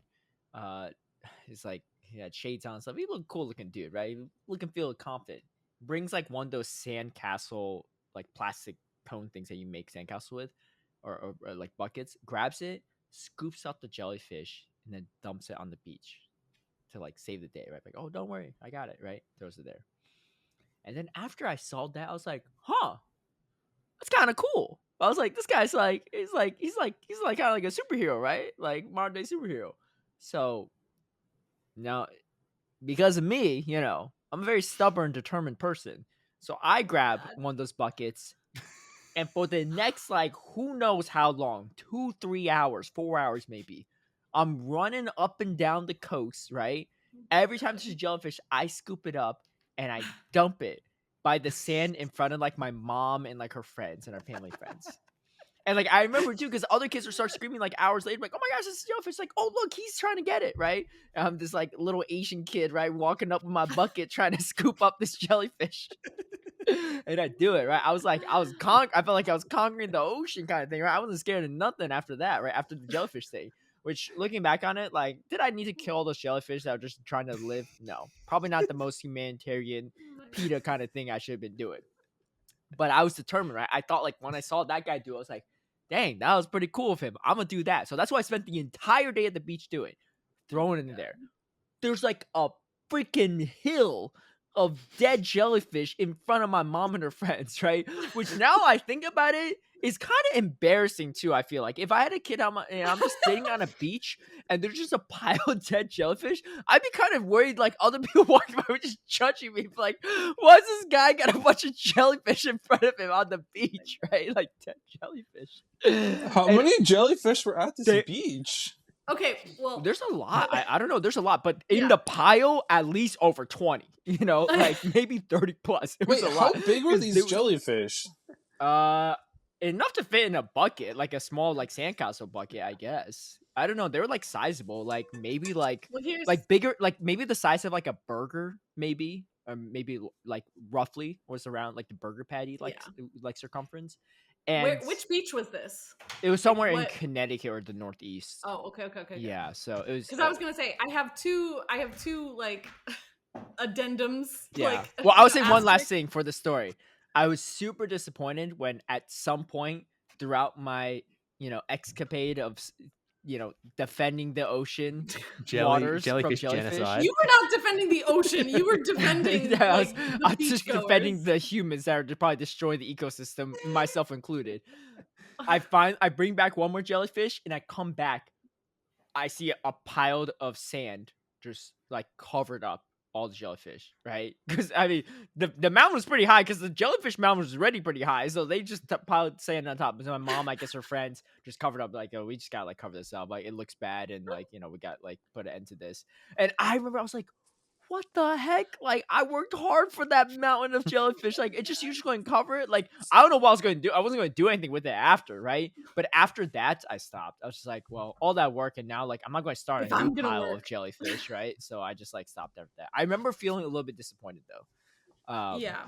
Well, 2 addendums to your story. First of Yeah. all, there's always going to be at least one old man on the beach who just does things that you don't understand. Like scoop jellyfish. Or know Yeah. about, and I was just, like, ahead of scoop- the times. I was a young kid. I was doing it. Like the last time I went to the, like, because I go to the Tybee Beach off the coast of Savannah quite a lot, and there was actually a manta ray that had washed up on the beach, and there was this old, like, a lot of people were kind of fretting, like, what do we do? I don't want to like touch it. I don't want to get stung or whatever. So this old man just walks up, like, puts his foot down firmly against the stinger, like unhooks the Was he wearing manta ray from, shoes? like, no, barefoot. Barefoot Grizzled. on the stinger? No shirt, just like white hair. Yeah. Lived in the sun his entire life. He just puts his barefoot on the stinger, like unhooks this manta ray from like the thing that had gotten like wrapped up in its mouth or whatever, picks it up by the like its little jaw and just tosses it back into the sea. Wow. It's no qualms whatsoever. I mean, and what he's doing there is much better than what I did. 'Cause he's like saving the manta ray, you know? Yeah, and, like, he just walks away, and we were all like, that was like Poseidon, right? Like, we all agree that was like some sort of god in disguise. Okay. And then second of all, for context, like going to that beach in Savannah a lot, there is a type of season just called jellyfish season where all of them are like spawning, and they will wash up on the beach in waves. Spawning. Oh, they just like die because there's just so many of them and they just can't get back they'll out. because they come to shallow water to breed, and then they do that, and they all just like get washed, like sucked up into the waves, and just like wash up onto the shore in multiple piles that are like probably as big as the one you see. If that happened at the beach I was at, then it would have looked more normal. Maybe my mom and her friends would have covered it up. But because like there weren't that many, right? Like essentially, like I could find one within like a few minutes every time I look into the ocean, right? But it wasn't like they were just washing up on shore like that. No, I think it's more common like on the southern beaches because the waters are warmer, like they stay warmer, so there's just like sense. More like they come from where you were to where we are to breed. I will say too, now that I've grown up and I'm an adult, like I think for any kids that are listening, or maybe even people that aren't kids, like generally speaking, you don't want to just mess with nature too much like that and just kill a bunch of things for no reason. Like I think if you're hunting for food purposes, fine, right? I'm not even a big fan of like, or I'm definitely not a fan of people hunting for sport, right? I'm just like, dude, like if you're not going to eat it, like what are you doing this for, right? And definitely just like hunting down these jellyfish just to throw their dead bodies on a beach front. Probably not the They'll do it themselves. Some will do it themselves, and if they're not doing themselves, then they're not that overpopulated. You should just leave them alone, right? If they'll do it themselves, they'll do it themselves. You know, like I get it. Sometimes you walk by and there's just so many like gnats and stuff that just fly in your face. Like they don't care for their life at all, right? Like if that happens, that happens. But don't go out there with a freaking electric fly swatter and just kill like millions of bugs for no reason. You know, like there's a reason that they exist in the world for various purposes. Not that one person usually can disrupt the entire ecosystem by themselves, but I have seen TikToks. But Caleb sure tried. But Caleb really tried. I thought I was being like a little hero, just like that one guy. But all I can imagine is like someone sort of walking along the sand. There's this pile of sand, and like some little kid jumps on it, and they're just getting a bunch of jellyfish underneath. Yeah. Well, at least if they're dead, they can't sting you. So. Yeah. Oh, is that? Oh, all right. I guess different jellyfish are different. What? Yeah. Sometimes it depends on the toxin, right? Like sometimes they will, like it'll remain like on them afterwards. But like I think for most of them, it depends on them being alive. Yeah. Steve, I was gonna say, I imagine some kid like just like decides to go like dig a hole at the beach and they just like unearth these like buried jellyfish. I mean, I was just imagining. Well, at like, least they won't leave any bones. True, very true. I was imagining like the main one that we get of blue bottles, which are like, you know, even when they're dead up on the beach, they're still like, do not touch these. You will be in a lot of pain. Dude, I feel like animals in Australia in general, though, are way more deadly. You know, like an Yes. animal in Connecticut in the United States, not as concerning. But if I grew up in Australia, I probably wouldn't mess around Wait, most of why my do life. people live in Australia again? Yeah, Huh? Steve, sell All it the to us. animals are trying to No, kill you. I will say but though, having you been to get the Pokemon Go Australia event. for OCIC, it was beautiful. I was like, you know what? I'd risk some of these crazy spiders and scorpions here just to like live here. Obviously, in the Yeah. city, it's a little bit different too. You but do get some of the coolest birds. I'll give you that. I wouldn't try to go like cross country like road trip and try drive through the middle parts of Australia though, because that seems like there's no way I make it out alive. I've got no current plans to sleep in the desert. So Yeah. we- Okay, we're good. we have gone on a number of tangents. Let's head over to Go Battle League because the new season is live, and what are thoughts there too? I know some people seem to think that like Parabolic Charge and Dedenne in general is pretty busted. I mean, Parabolic Charge Belly Bolt looks disgusting in Ultra League. Like I was simming that thing is actually gross. I think against a Giratina, it wins like every shield scenario. Like Giratina could have a my 2-0 God. shield scenario, shield advantage, and it's throwing Wait. resisted parabolic charge and still beating Giratina Oh, ultra. it's But it super has, effective it has sucker sucker punch. punch, right? Yeah, that's a Yeah. sucker Yes. punch. Yeah, so So- that's helping it a lot. But still, like the fact that it has no like, I don't know, that's just like Yeah. a fur muscling through like a Skarmory Corviknight or something in Ultra League. Like it's just crazy with every shield scenario, right? Yeah. Well, it is currently ranked number 1 Yeah, it is for And- Ultra League. Yeah, it looks pretty scary, but obviously we don't have Ultra League available yet, so hopefully we get some Tabble sponsor for that because I don't even have one for Ultra League. Like I have one okay-ish rank one for Great League, and that's about it. And that thing looks absolutely gross. But speaking of Parabolic Charge, what do y'all think about the Dene? Sorry about that. So our recording software crashed real quick. So I'm not sure how much got cut off, but last time we are talking about how good Parabolic Charge Belly Bolt is in Ultra League for the new GBL season. But what I was going to say is, what do y'all think about the Dene for Great League? Because I know it's like kind of hyped up a bit, especially in Show 6. Like Tomahawk created a tier list, and it was like number 1. Okay, Which is I asked him about that. It was apparently alphabetical, so he did put it in S tier, but it wasn't like the number 1 pick. It's just because the Dene was alphabetically first. Why doesn't was he just like everything's about the same, so whatever? Like, because I always list like left to right as relevance, because I think that's still really important. Because especially when certain tier, like maybe S tier is only like 4 things or whatever, but like as the later tiers go on, there's like 20 things. Like, there's no way 20 things are all like exactly the same, right? But Well, I guess but that's it's good to know. quicker. That's But yeah, there wasn't an ordered tier list per se. I don't know if it's an S tier pick, but I do think that out of all the fairy types available, it is definitely in the top 3 between Azumarill and Tinkaton too, right? Oh yeah, definitely it top beats 3. Azumarill. Like, It that beats is- it's kind of like a It's- well, it's Azumarill rated does seem like the higher. weakest one actually out of all 3. Yeah, 'cause it it's loses rated both, but- higher on PvPoke currently than Azumarill. Azumarill Really? 37, Dedene's 27. So Okay, 10 so spots ahead. I didn't lose to one yesterday. I mean, obviously it's like early rank battles, but I was facing a lot of people that knew what they were doing. And I ran a Carbink in the lead with a Golisopod and a Annihilate in the back. And like I'm like not super strong into it in the lead, right? It's like neutral. It's favorable for Carbink because it's just the bulk. But and then I have 2 losing matchups in the back. And it was really easy to play around still. It was annoying, but the parabolic charge, it's not like Morpeko, right? Where like it gets Yeah. harder and harder hitting. Like it doesn't hit that hard still. It's just So it's hard to take out the Dene So afterwards. I'll though. say I think the Denny is good. I don't know if I'd say it's S tier. I think Yeah, that's how I a bit of feel. overreach, but I think I it's agree. strong. I think it's Um, meta tier for sure. The thing is like again, it is one of the top 3 fairies. I feel like you're gonna have a lot of comparisons between it and Tinkaton because they both Mhm. have the ground weakness. Yep. And it's gonna sort of come down to what other matchup profile you want. Yeah. Because like the Denny is gonna be better into Talonflame and it's gonna be better into the waters. And then your Tinkaton is going to be better into poison, like it's better into Drapion, and it's going to be better into like grasses and stuff. And Tinkaton wins the head to head too, I believe, right? I Because should. it has Bulldoze. Yeah, parabolic charge probably still hurts, but probably check. But Does it I don't hurt? know. It doesn't hit very hard, I feel like. Dedenne Oh, wait, and what? It says it beats it. Wait, this must Yeah. just be in the one shields. How? Dedenne and Bulldoze isn't great. Tinkaton are literally right next to each other, like in the Yeah. Oh, in the wait. rankings, which is funny. I think the reason why is because like Dedenne just gets charge attack priority, and so that's and so just, Yeah. Which, by the way, that is the thing that like so I ran it a little bit last night, and I mean Tristan saw a lot of this, to be fair. But I was a little bit underwhelmed on the whole. But the fact that you win charge attack priority against so many Pokemon, like its attack stat Yeah. is Mhm. surprisingly That's pretty high. nice. Like you win against Feraligatr, it you is, win yeah. against like it's just kind of. You went against insane. Feraligatr?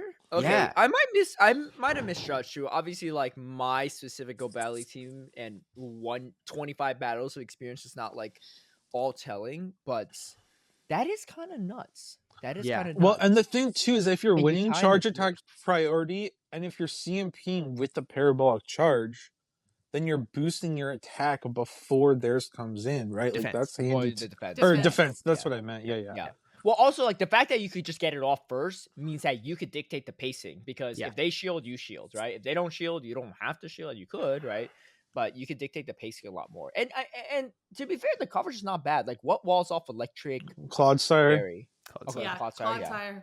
That's it. Clodsire's a good reason. I interesting mean, thing- It's Diggersby's mostly not bad into Clodsire. it though. There's Diggersby's some probably other. still more preferable. Just in There's some general. other things that wall it off that aren't meta, like Ferrothorn, like Venusaur. Diggersby beats it in every shield scenario, even if you have 2-0. So I mean, like, you're losing the most ground types. Like you Yeah, have yeah, to.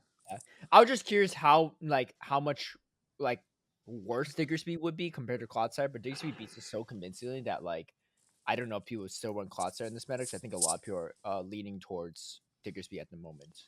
Yeah. Shadow Drapion actually wins against Dedenne. Yeah, Dude, the poison Drapion's sting does not add going up. away. But, That like, thing yeah. is still stupid strong. I was Right, which is one of the surprised. big advantages of Tinkaton again. Mhm. Yeah. Yeah. And maybe Azumarill to a slight degree, but yeah. Well, I think Dedenne's fine into a zoom rule.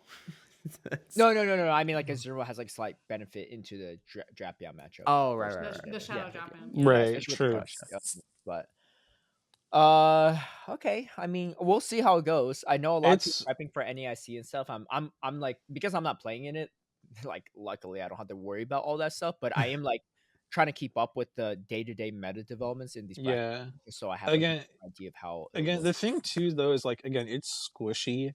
So like Yeah. if Yeah. you can stack multiple parabolic charges, it yeah. adds bulk real quick, but like starting off it doesn't have that bulk. So like Yeah. it can take a lot depending on the matchup, it might take a lot of fast move damage before it even gets to a parabolic. I will say too, it's what I like about it though, and having not used it but just seen it, is that it's not so frail like a Morpeko that you need to shield like everything. Mhm. So it's Mhm. not even that big of a shield hog, right? Because a lot of these like boost your like attack or defense things that especially electric types or higher attack stuff, you have to invest in a lot of shields, right, to get it Right. going. But like you could Mhm. kind of just play out the zeros in some ways and maybe soft lose, or even in some matches just win, right? Use it boosted enough. Yeah. So it's not like it's way more playable in Show 6 than like Morpeko has ever been, in my opinion. Or even like stuff like I don't know, Yeah, like so- Shroud Nightly had a little bit of I was time, playing but like around Shroud with Nightly's it a also little very bit. shield I hog haven't too. done any GBL yet, but I was scrimming a little bit last night with Bird Power, and like we were playing around with different things. And I had Golisopod against it with Fury Cutter, not Shadow Claw. And Mhm. like after, obviously they get to one parabolic charge. Like her Dedenne gets to one parabolic charge right before like I get to throw that first Aqua Jet. And the Aqua Yeah. Jet. After Wait, one, it's at the same pacing, no? Yeah, charge attack priority. yeah, charge attack. Okay. So, yeah, it's pretty close um, actually. So after one parabolic charge, the Aqua Jet does about 40% Mhm. to Dedenne. Which is So still a I lot. mean, yeah, that's still a lot. Yeah. But like Dedenne still gets to like win that matchup and come out with energy Yeah. And boosted. and boosted. And boosted. But yeah, I feel like maybe the Dedenne boost is not so good though if you get farmed out by like a Clodsire, True. but yeah. I feel No, like that the did happen. Dedenne, I feel like it might be like a mon that you want to shield once, but it's not going to be something like a Morpeko that you have to double shield. Yeah. Mm. So I was looking, it has pretty similar stats to like regular Swampert. It's like about the same defense, and a little bit more attack with like maybe like 5 less HP.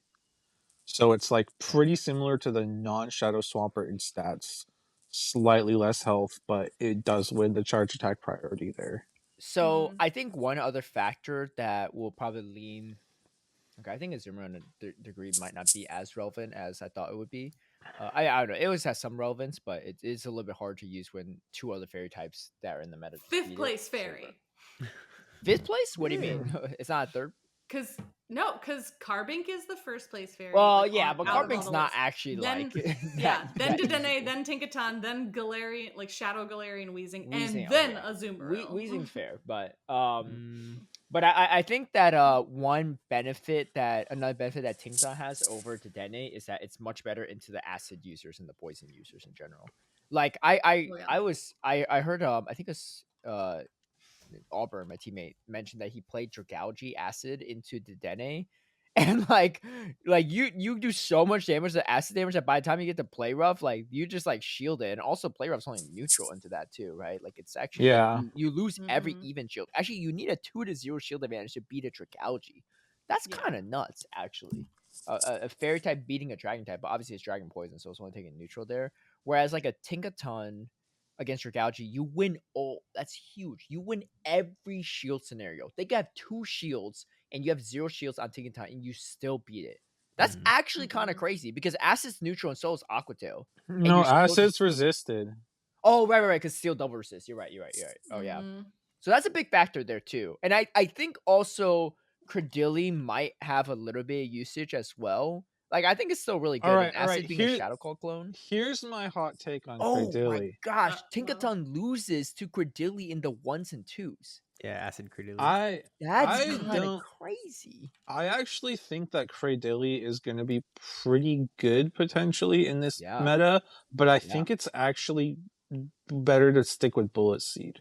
Wait, why? What's the reason? Okay, so Diggersby? well, Diggersby, you lose to Jellicent shields up with Acid. You lose to 2 shield to Unova Stunfisk. You lose to Ice Beam Lapras. Do you think Unova Stump is going to be that popular though? Maybe not because of Gligar. Yeah. You lose every even shield against Diggersby, which is kind of bad. Like, the thing is, with Acid, I feel like you stop becoming a Grass type. Yeah, Like, that's a good point. like again, losing to like Jellicent shields up is kind of tragic in my opinion.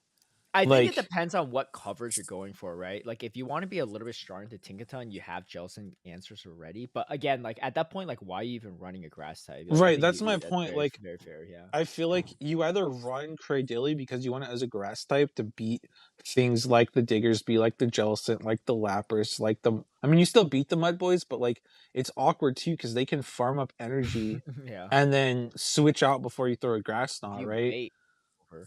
You do win the head-to-head though, obviously with Acid. Right. Like, Yeah. I mean, yeah. So I Mhm. think Acid is better in the head-to-head. It beats like Superior, and it's way better in the Jump Luff. And it's just kind of a better generalist. But again, I feel like if you're running Dilly, I would personally be running it as a Grass type to beat Waters and Grounds, and it's just not really doing that very well with Acid. So like, I'm definitely considering Cradilly, but I would be running it with Bullet Seed most likely if I do run it. Yeah, mean- I think it just depends a bit on your coverage. Do you see a world where maybe you run double grass? You run like Credilli and something else? Because Credilli with Acid just is like it's like got grass attributes with its typing. So but I it was also, I like, was can I beat a was lot of things actually it's supposed to lose talking to. to Steve about this last night. Yeah. I was comparing it to Blastoise. So Blastoise is a water type, right? That wasn't very good into ground types because of the rollout. Yeah. So to run Blastoise, everyone always ran it in a double water team. But I feel like in the current meta, it's going to be a little hard to dedicate 2 slots to double grass. I You mean, we'll think see so? how it shakes up, but like, I think I've- if the way you play Credilli, like, cause it's not like it like loses to a lot of the things it should usually beat, but if you have another traditional grass that already beats it, like Jelson's still not gonna love the matchup versus Credilli, right? Because you still have that grass knot option, right? And like the Yeah. Mud Boys aren't gonna love that option, so like I don't know. I feel like there's like a world where you run it with another grass so that you what's your scare off other this- grass though? Jump I Luff, don't I even guess. know. I haven't looked at stuff that much. but 'Cause yeah, I feel maybe like- Jump Off's not the most reliable grass either, though. For Right, water that's the types. problem. It's Yeah. like I feel like Superior? No, Serperior is just not URPS. good. In a meta with all these like bug moves and stuff, Serp seems kind of bad. That's a good point. I feel like, and then the other best quote unquote grass type is Furret with Trailblaze, but like you don't want to run double weak to fighting, I feel like. And Furret's like sort of a pseudograss, but yeah, Furret's sort of a pseudograss anyways. So again, I think Dilly's legit, but I'm just not sold on Acid. At Fur least might be good though. You don't think Fur Credillia is a good core? Because then Fur obviously beats all the like the ground waters, but then beats it like hard beats Jellicent, right? yeah. And then yeah, Fur loses Tinkaton, but now you beat Tinkaton with Credillia. Dude, Credillia beats a Dragalge with Acid. But the Bullet Seed only the one shield wins it. I feel like to me. if I was running Furret, I just don't know if I would run Credillia at that point. You're scared of fighters? I don't think there's going to be a lot of fighters in this. I mean, it's not even just scared of fighters. It's just sort of like, what is Credillia doing for me? I just feel like you're dedicating too many wins slots. Matchups it used to not, I guess, but and then loses matchup. I don't know. It's a very interesting Pokemon. I see your point though. I mean, it's a grass type that ends up beating all the other grass types, right? It kind of reminds you a little bit of Jumpluff in the sense that with double flying moves, like it kind of struggles sometimes into certain water types, but it was king against all the other grass types. Right. But the question is how many other, like, I just don't know how much other grass there's going to be. Well, you have to run some grass type, right? So probably. What's the grass type of choice? Because if everyone's running Jumpluff, or if everyone's running Bullet Seed Credillia, then you just beat what grass type does Credillia actually even lose to at this point? Abomasnow? But no one's running that. No, right? I think it beats pretty much everything besides Ferrothorn, but that's not a real Pokemon right now. Yeah, interestingly, if you do look at the PV Poke rankings, like Shadow Jumpluff still high at number 9. Credillia is number 40, and then the next grass types are all in the 80s. So it drops off just immensely. Superior is 167. I feel like Furret might be the best quote unquote grass type. Yeah. Well, that's what I'm saying. You might run both, right? Because if Furret's your only Jellicent answer, you kind of. Well, I mean, again, Credillia Acid, Credillia maybe. But it's like if I'm running Furret, what is Credillia doing for me? I feel like you can get other coverage elsewhere. You scared the other grass types, right? You scare the things that beat Furret. Don't they cover each other really well outside of fighters? Because things that beat Fur are what Tinkaton and Jumpluff, right? Why don't you just run a Talonflame or something though? Because Talonflame has way less play into a Jellicent than Credillia does, right? Yeah, because there's still a lot of water running around. More water than there is grass. I mean, I get what you're saying though. I mean, I think I think Talonflame Fur is a strong core, but you could also technically run all three if you really want to, right? I don't know. It is very interesting. I haven't given a chance to run it myself. We've literally had this meta for one day. True. I'm still mourning my loss of Bastiodon, so I really haven't thought too much. Yeah, I will in shambles. But yeah, I will say, I don't know if it's probably not the play for play Pokemon, but in day one GBL battles, I was having a lot of fun with Acid Dragalge. Yeah. No, I don't know. I think it might have some play in play Pokemon. I don't know. It might. I'm torn. I was looking at it and it does have some interesting wins, but at the end of the day, it's are you going to pick it over Drapion? Yeah. And I just don't know. Drapion's dark typing is nice, especially if Jellicent's supposed to be pretty good. So I don't know. It has some merit, but it was fun in GBL because people were swapping their fairies into it. I safe swapped it and someone came in with a Gramble and I just oh no. No. The Acid's doing way more damage than the Shadow Charm, I bet. Exactly. Yeah. Pain. Dude, I almost lost to a double evolution team yesterday. It was a Vaporeon and a Jolteon. And the most disappointing factor is that third Pokemon was not an evolution. Yeah. But it was an Ice Fang Drapion actually. Ugh, rude. But man, there are some wild movesets out there though.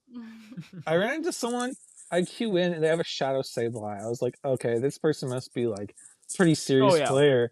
And they start throwing Shadow Sneaks at me, and I'm like, what is happening? Amazing. Honestly, I don't have definitely less experienced players in maybe my first set, and after that, everything else was I was seeing Dedenne every other game. It was kind of crazy. I mean, in fairness, I was starting a lot later because I was doing my first battles after midnight. Whoa, okay. Oh yeah. So yeah. like it was like Earlier a than whole. me. 0 still so far. You know, I was a Don't forget to drop a star piece. Steve. When I was like, when are you doing Battle 5? I was literally trying to queue into you because I think you were like Oh, he was rank streaming? 6.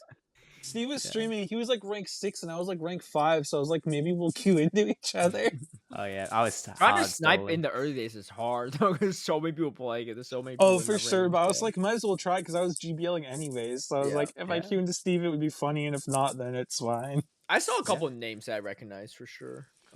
I think apparently I faced Kevin Saladares. I didn't even realize until he tagged me after. But The classic, the Kevin special. yeah, yeah, he was running. Man, Shadow I haven't been Sandbox. tagged in so long. I think I'm washed. Hey, time to lock it in for NEIC, man. We got Yeah. we got How can some- you be washed with 2nd and 3rd place finishes in your last I two know, I special events? Dude, how you be saying wash when you spend all this effort trying to qualify worlds? This is a time where you get unwashed, you know? You gotta get dirty here. All this time, you mean his entire travel budget? There's Yeah. the Think of bank how much account. time he spent on an airplane. True. Think about That all was a the lot of time. think about all the points you could get at NEIC for the next travel award for LAIC. I'm already locked for LAIC. Well, that travel next award year's is like Worlds so then. hard locked. I don't know. Well, actually, no. Next Yeah. year it wouldn't matter. Yeah. No. But, I I mean, look, if I do insanely well, World's Travel Award is possible. To be fair, but I don't know about that. Don't know Hey? about that. well, Just You you will just have to certainly be competing with more than 8 people. look. If you just Dang match your last placement, you have that World's Travel Award on lock. wait. Who from Australia is going to NEIC? So I know Steve? Jinx is. Yeah, You. and then I think we've got another 6. So it's like Oh, all the guys that's who a got decent travel amount. award. Like Okay. everyone is in the qualification zone. Like I don't think that anyone below qualification. Yeah. is competing. But like But- everyone in that range is also fighting for your, Travel award. World Travel Award, right? Yeah. Isn't there a chance that some of them could bump you out of the LDIC Travel Award? No, a small I'm at number possibility, right? 1, and I'm at number 1 by quite some distance because I've got a 2nd place and a 3rd place plus like so 100 and Yeah, something. so local they need points. like 4 people in Australia to Yeah. get top 4 NEIC to like really Pretty much. do yeah. something. You know, Yeah. Which I would be think kind of crazy too if that ever Yeah. happens. But We'd take Have it- you thought about whether they're conspiring against you right now? Aren't you sharing an Airbnb with some of them? Have you? Yeah. Are you Look, sleeping I- with I- one eye You open? might need to I'm make just sure gonna your lock water him in bottles his are room. fully sealed. You know, there's no But they're like just gonna- laxatives thrown in there. they're just gonna Yeah. lock him in his room. Yeah. I mean, look. You even better if I make get sure you no got some points, contingencies. I I can planned. get 0 points at this tournament, and I probably am still in with LAIC Travel Award. Is kind of the level that we're at. You know what I think is really funny though? The beginning more of this you get. season, there's this whole controversy about Jin's getting points in the US and not in Australia. And then Steve goes and gets all these points in South Africa. Yeah, Dude, I and think- he look. well, there's the obviously thing for different Steve scenarios. is that he legitimately couldn't even compete in Australia. I so- know, Yeah. but I But- just find it amusing. Like, Yeah. Well, there's Yeah. 2 parts of it, right? There's that part of it, and there's also the fact that, like, you know, Jins has been living in North America, right? So it's Yeah. it's a very different scenario. He's been doing his locals and he's all, you know, he's Well, much more the access funny to thing tournaments. for Jins as well is that like he would have qualified more easily in North America. in North America. Now, Well, he's getting a currently travel award in North last. America is very different. No, right? true, he got But he thousands only of got a travel dollars. award just for EUIC. That's it, right? Did he get it for NAIC? I think he might have got. Yeah, he got NAIC Travel Award as well. So we actually got 2 I mean, that travel does awards, I think. help. That helps, and that's like out of region travel award, which is really nice for him because True. That's flying from- crazy that he's getting flying out from of region LA travel to award. New Orleans, which I know because I bought Oh a my ticket for that. It's like $350. Bro. That's So- insane. He's flying from California. That's- Yeah. at least it's not an out of region travel award to Anaheim that he can drive to. True. If he does well at NEIC, Oh, I think he needs to do pretty insanely well. yeah, he does. Yeah, he was pretty disappointed with his O2 performance at Portland. Oh, of course. But Ugh. Of course. yeah, but it's because he used Pokemon Remaker's theme, and again, I He just forget. trolled. He trolled. I told him. Yeah, he apparently was not having a good time over the weekend, but it's okay. I was like, look, just lock it in for NEIC, man. You didn't really need the points at Portland anyway to begin with, Nah. but If Melbourne went But, a you know, different he's way, still a then competitor, so maybe he sort of does need points to qualify. But because Melbourne went the way it did, like he's fine. He doesn't need Yeah. points. yeah. Speaking of Australians too, we did have a take on X that we could talk about briefly. I was gonna make this a tea topic, but we actually have another thing we can talk about too. Let's breeze through this because I know we're talking quite a long time about this stuff, but there's a lot to talk about today, man. Anyway, Fishy Legs says, been pondering GBL today. Should there be a higher rank for those battlers who are the very best of GBL, or is the legend rank enough of an achievement? Maybe Scopely can introduce something new with the post Worlds season. And then the poll options were, he put up a poll: new champion rank at 3,500, and then the other one is legend is hard enough. And it was pretty close actually. It was 49% for new champion rank and at 3,500, and then legend is hard enough was at 51% voting with 116 votes. And I think I personally voted for Legends Hard Enough, but my whole take was like I'd be down for it, but they have to fix queue times first, because like getting to 3,500 is like a ton of time spent, more time spent in queues than actually battling by quite a large margin. And it's like, it's not fun for anyone, right? In the sense that like if you're trying to do it, you have limited time, you just literally can't. Right? If you're like, you work a lot, you're in school, whatever, you have other priorities, you just don't have, like, there's just not enough time in the day to actually go for that. And even if you have the time, it's a huge time sink, and you have to sit there staring at your phone because you can't like look away, you come back, and you're like, you have 2 Pokemon left, right? Like, especially Right. against So another player that good. so if it's that much of a time sink, shouldn't people be rewarded with some sort of an in-game like badge that shows they got to that No, rank? Like, that is a fair point. But I think at the same time too, like a mechanic or like a game system that poorly built for that elo range should not have rewards tied to it. That's I my don't take, think at it should least. have like rewards in terms of like actual like items or Well, he things in said like a game. new rank, but I mean that's still like something to brag about. No, Yeah, like I think, but I mean, people are already hitting that, right? Like top leaderboarders. I feel like sure, it's no, yeah, but like it's hard. it's like, right, okay. so it I put seems worthwhile. okay. Like This is my there's a big jump between hitting legend and hitting 3,500. Like 100%. But you have 3,500 to screenshot and post online, and you have the leaderboards you can screenshot, right? But here's my kind of analogy example. Maybe it's not the best analogy. King Gambit and showcases. It's obviously this is not like a pay to win situation, but it is a very exclusive thing that takes a lot of resources, right? Time is money in some ways, right? And so you have to sink a lot of time. In a way, the King Gambit showcase situation is more accessible because you can just dump the money if you really want to. You can't even dump the money to get 3,500, right? You need the skills for sure, but you need the time.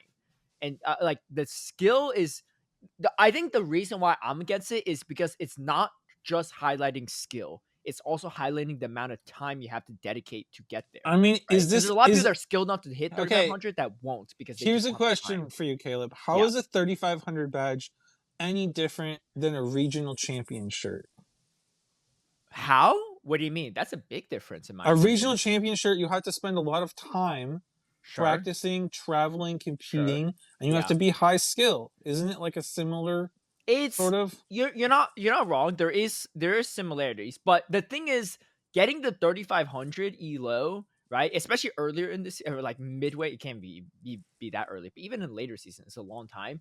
It's like a very unpredictable amount of time you could do it. Whereas like a regional, you're like, well, usually, I mean, they're always on weekends, right? Which not everyone, but majority of people aren't working. You could budget it in, right? And then sometimes they're even local to you that you could drive to, right? Or you don't have to spend that much time to, right? So it's, all I'm saying is like it's a lot more feasible, in my opinion, to attend an actual regional or international. No, but how much time do you think that most regional champs spent practicing and preparing? Oh yeah, And team building and Again, scrimming. that is, yeah, that's fair. That's fair. I think that's fair. I think the thing is, the thing that you're getting rewarded for though correlates more with like the actual skill involved in it, right? Like the shirt is correlated with someone that is actually really good and spent time for it. Whereas this is like, it's correlated with actual skill level for sure, but it's also correlated heavily with the amount of time you had to sit in queues. Like I've been in queues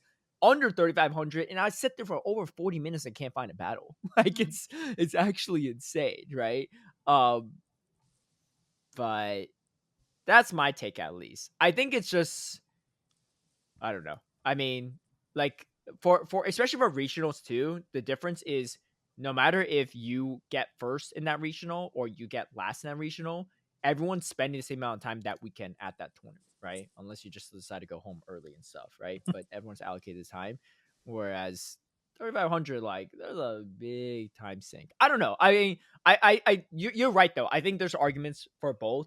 I think at least me personally, I would see like a regional champion or regional champion shirt. I give him more credence to that than I see a 3,500 badge, right, in the game. Because I'm just like, you're good. You're 100% good at the game. No doubt about it. But you also got a lot of free time on your hands. Like, I'm just like, I don't take it as seriously. Obviously, I don't take GBL as seriously as like a championship series tournament. Some people obviously same. do, but it's just like, So- but even if I took it as seriously, I just like, there's something because of the queue times involved in it that takes away from the seriousness of that achievement that I just can't take it as seriously. And this is as someone that's hit 3,500 before, right? I've hit it before. And so I know like it's such a pain to do, right? It's a huge pain to do. But what do you two think actually? Because I guess you hear, me and Tristan's points, but Well, it's like, is there a reward for you that would incentivize you to try to reach like 3,500 or plus, like in the season? Like, is there something out there that's a good that they question. could offer?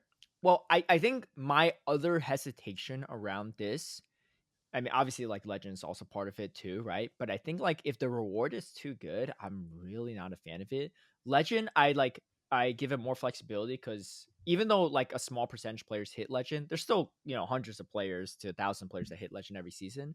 But like 3,500, like there's only a select couple, like maybe like less than 200, maybe definitely less than 500, I think. But the thing is like there's ways to scheme your way up there, right? Like we talked about this in past episodes where like some people were using spreadsheets, some top battlers from certain regions were using spreadsheets to like snipe people or like they're queuing now, like queuing this with this team, right?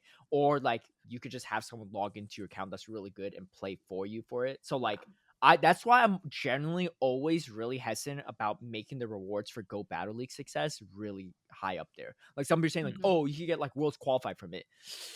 It's not like sanctioned, right, by the Pokemon Company. It's like barely even sanctioned by Pokemon Go, right, by Scopely, because like there's so few checks and balances. So and there's still bugs, right? Like I think there's still that like there's people posting about people like stalling out games with like exploits and stuff. I'm just Well, like, there's also I will say too, like there was what was it, Retro Cup at the beginning? You could use Tinkaton for like the first hour or two. dude, you could use Master League yesterday for the first like minute or so. I saw screenshots of someone using a Lunala fully powered up, or like it was like a Dawn Wings. Like it's so freaking Azumarill or whatever. Like you can't do nothing there. Like 4,000 CP Pokemon, right? Obviously, like that was only for like a very brief moment, right? Yeah, I mean, at And least that's the beginning of the season, so it's beginning, not yeah. doing much. But yeah, there still, was like, the whole metal sound thing yeah, too. the That metal was sound thing wild. too. The metal sound thing, the Lapras to the bow tie thing, right? Crashing games. Like, there's just too many like I mean, things the that Lapras thing, I think crashes your own game.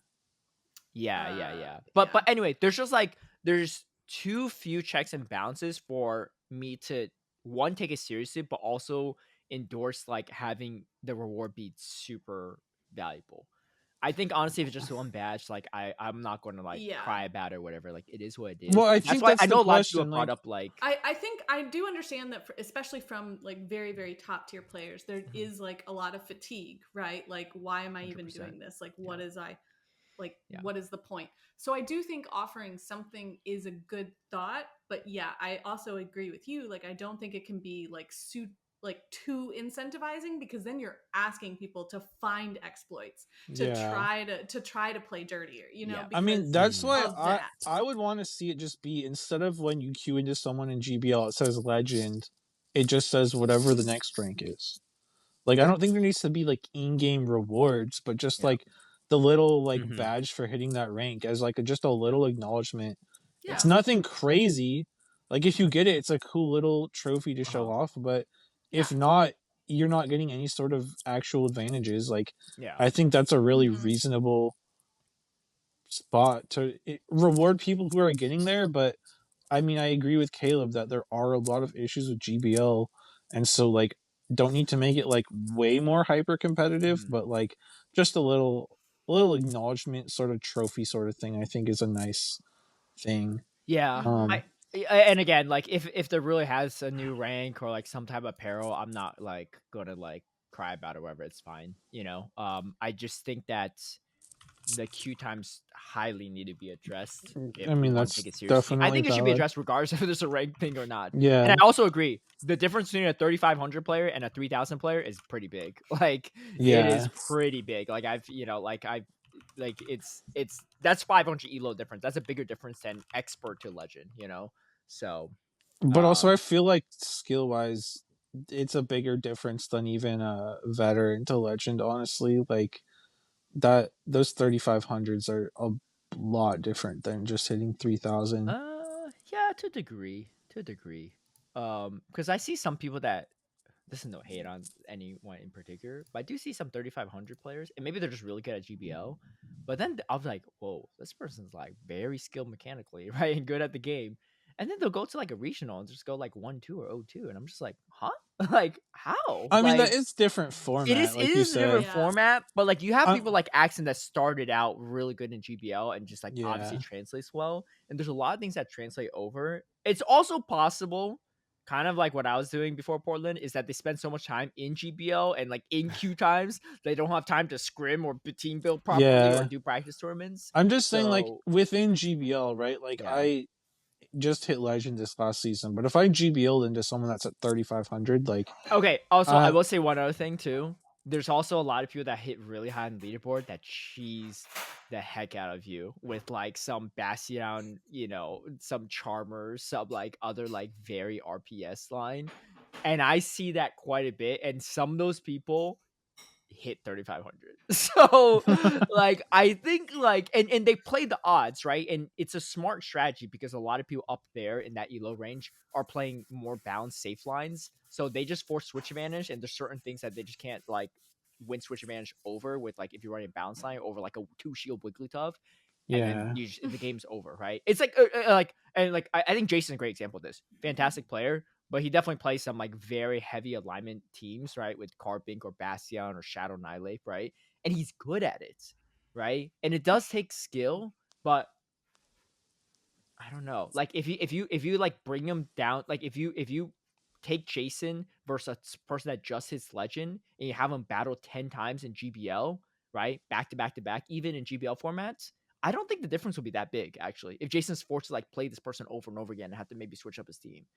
But I don't know. I think anyway, I mean it's an interesting talking point for sure from Fishy Likes, and I appreciate the discussion around it. But And my one other thing though is regardless of a new rank or not, I think it would be nice to have like in game like what is it, like medals for like hitting different, like because you know how in game there's like the different medals for like spin a Pokestop and it increases every time you spin a Pokestop, like win a showcase. I'd like to see like a medal for hitting ace, for hitting expert, for hitting veteran, for hitting legend, and have those go up each time you hit those that'd be ranks. cool. That'd be cool. Yeah. I'd I I'd think that would- I'd really want a medal just for how many battles you've done. Because it has battle wins, but I'm like, I don't win a lot of my battles all the time too. But I'm really curious how much time I spent in this game just battling, right? I'm like, oh shoot, I've done 50,000 Well, I think battles. the Once you problem find there that is out, you I'm would not sure you grind like it with it. top lefts. Like you just jump in top left, jump in top left, jump in top left You to like grind up your can. medal.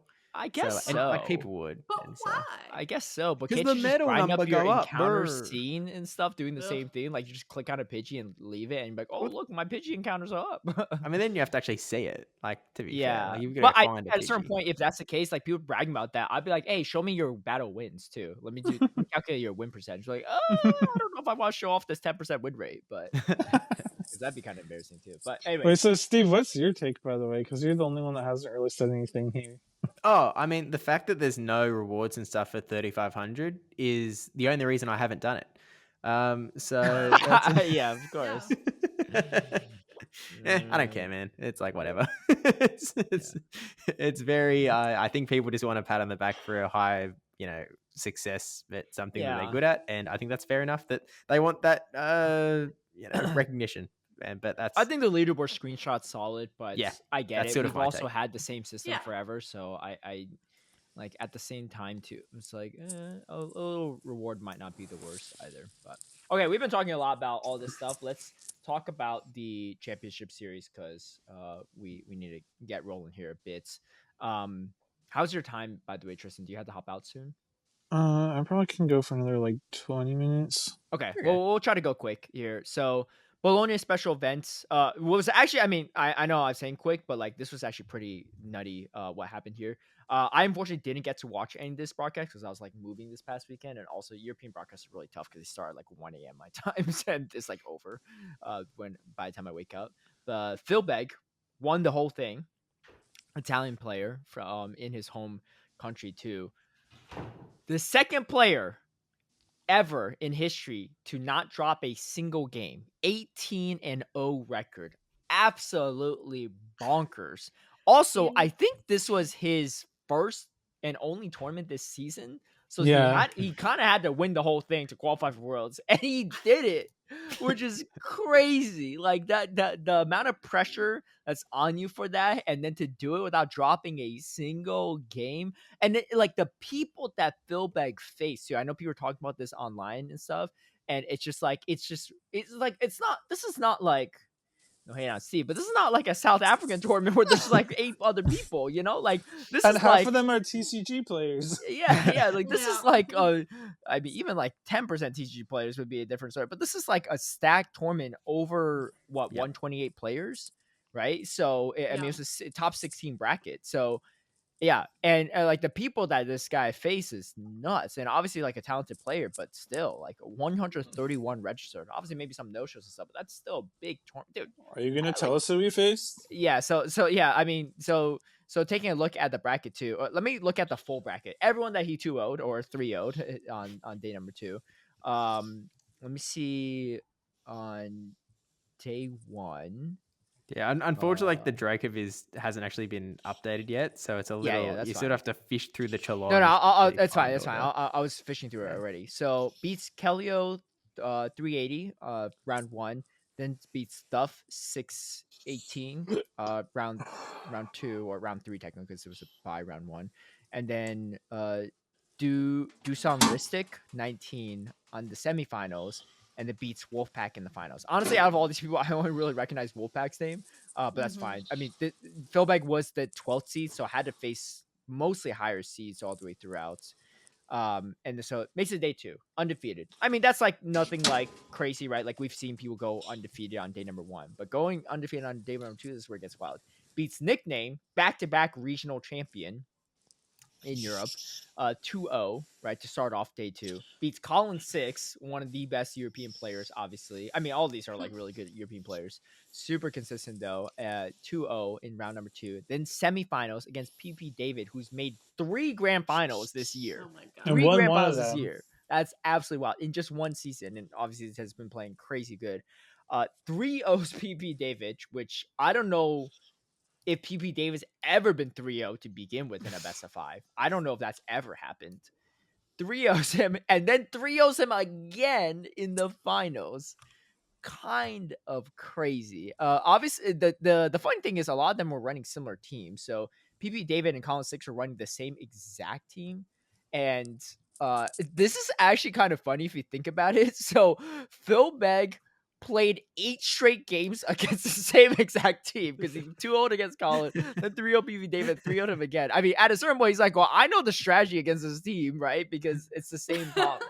But does he really have a team comp advantage in this team? I don't even know. Like his Swampert looks okay, but like Swampert's like I don't even know. Like I don't even know like what like it's not like he I don't think he has that big of a team comp advantage, but I mean his Shadow Malmar does look pretty safe in this team outside of Tinkaton, and it has some play into Tinkaton, right? Yeah, It and beats I was gonna Lapras say, and Diggersby. I think the Shadow Malamar was one of the big talking points of the weekend, especially for Filbeg. Getting its one and done regional championship and then probably going off into the sunset with all these bug buffs coming around. Yeah. Never to be seen But again. what Well, and what a storyline. Well, I think one of the other things too that gave him an advantage, I don't know about against Colin, but I know against PvP David, his Malamar also won CMP in the mirror, which was super important. Yeah. Because he was able to lead his Shadow Malamar, and it's already strong into the team. Yeah. Right, and if you catch the mirror lead, you're just guaranteed to win switch advantage there. Yep. And so that was definitely playing helpful for him. Yeah. Wow, wild stuff. Again, I didn't have the chance to watch the footage. I'll probably watch it back sometime this week. But what a performance from Filbeg. And yeah, that's a storyline for the ages. Because again, like the last tournament possible, right? And the only one he's able to attend, right? It's not like he was planning on going to NEIC anyway, right? Yeah. Well, I think it's only like his fourth or fifth play Pokemon tournament period. It was his fourth. The last time he played for Play Pokemon was Bologna last year, like in 2024, where he came in 9th. And then before that, it was 2024 Lille, 65th, and then before that, it was in 2023 in Torino. So I mean, most of his tournaments are just in Italy. He made one little trip out to France, but yeah, no, I think that there is a little bit of Filbeg is a name that a lot of people don't recognize, and part of that is because he doesn't play a lot of play Pokemon tournaments, which is where I guess these days a lot of people are sort of becoming well known. But Filbeg has sort of been around a long time and it's been pretty good for I heard I was listening to Speedy and his Wireless's podcast, and they were talking how Filbeg's a page 1 GBL leaderboard regular, had a lot of success in GBLA back when that was happening. Yeah, so definitely a good player, just not as much play Pokemon experience, but definitely quite talented, which obviously he showed off with not dropping a single game all weekend. That's still just absolutely insane. Yeah. Slight update too. So PP David has been 3-0 actually at least twice before. Once pretty by Stone recently, Collection, and then once by nickname. Yeah, the last. So are you gonna send him an invite to your club? I mean, he's one of the better ones in the club. if that's the case, it's not like a true 06 in a grand finals kind of situation, but there's something that feels a lot worse in my opinion about going 06 in a grand finals versus going 03 in a winners finals and then grand finals. Because going 06 in a grand finals means you're on the winner side of things. You have the advantage going into it, and you haven't lost a single series coming into that. So you're feeling real juiced up and good about yourself. And then to just have it all crumble in front of you in the next 30 plus minutes is something else. Whereas PP David had to fight through the loose bracket and get back up and already knows oh, this guy's he already 3-0 me once, might have a team comp advantage. I don't know, right? But it's like I feel like it's a much more different feeling in a sense. But also the time where PP David got 3-0 by Stone Collection, he actually went back and 3-1 Stone Collection in the bracket reset. So it's not, that one doesn't feel nearly as bad. And then but yeah, and then nickname too, he lost the nickname earlier in a 1-3 and just lost it again in the 0-3, but for the second place. But yeah, PP David, really, really fantastic performance here. First, second, and second this season, which is kind of nuts. Oh, barely beats out my record. 3, yeah. truly the status we all hope to achieve. Yeah, I mean, PP David's definitely been putting on quite a show. I mean, he had outside of a 7th place finish at Worlds last year, 9th in Gdansk, first Stuttgart, 49th in EUIC, and then second, which was kind of crazy, but a lot of medals to his name. Steve, how was your last European performance? No comment, thank you. Wait, what do you mean? Did you go to EUIC? No, I did Gdansk. I went 1-2. I threw so hard, man. I still think about it to this day. How I had a guaranteed win. And right. This was earlier this past. Yeah. Back in November, October maybe. But yeah. I think another talking point is Kazim got what, 4th? I think he's had a Kazim's pretty playing really well too. yeah, he's had a really good season too. Like what are his results like this year? Let me take a look real quick. Definitely not on the same level as PP David, but also like first time winning a regional this season as well. And he's always been really good in GBL too. So Kazim, wait, what placement did he get in this tournament? He got I think it was 4th because I think it was yeah, Yes. David was 2nd, Colin was 3rd, and I think Yeah. Kazim was He got a 4th. medal there. He got Yeah. 5th at EUIC, which is kind of nuts. He got 25th at Birmingham, which is still like solid. 9th at Gdansk, 13th at Lille, and 1st in Dortmund. I think he was the first one from Europe to qualify. I think Yes. here from the I believe Dortmund. so. Yeah. Yeah. Well, I mean, ignoring like inadequates. Yeah. Well, yeah. From an actual from a tournament. Yeah, of course, yeah. Mhm. Which is quite stellar too on his end. I mean, very consistent results, right? Like 125th and then everything else above a top 20. Like, yeah.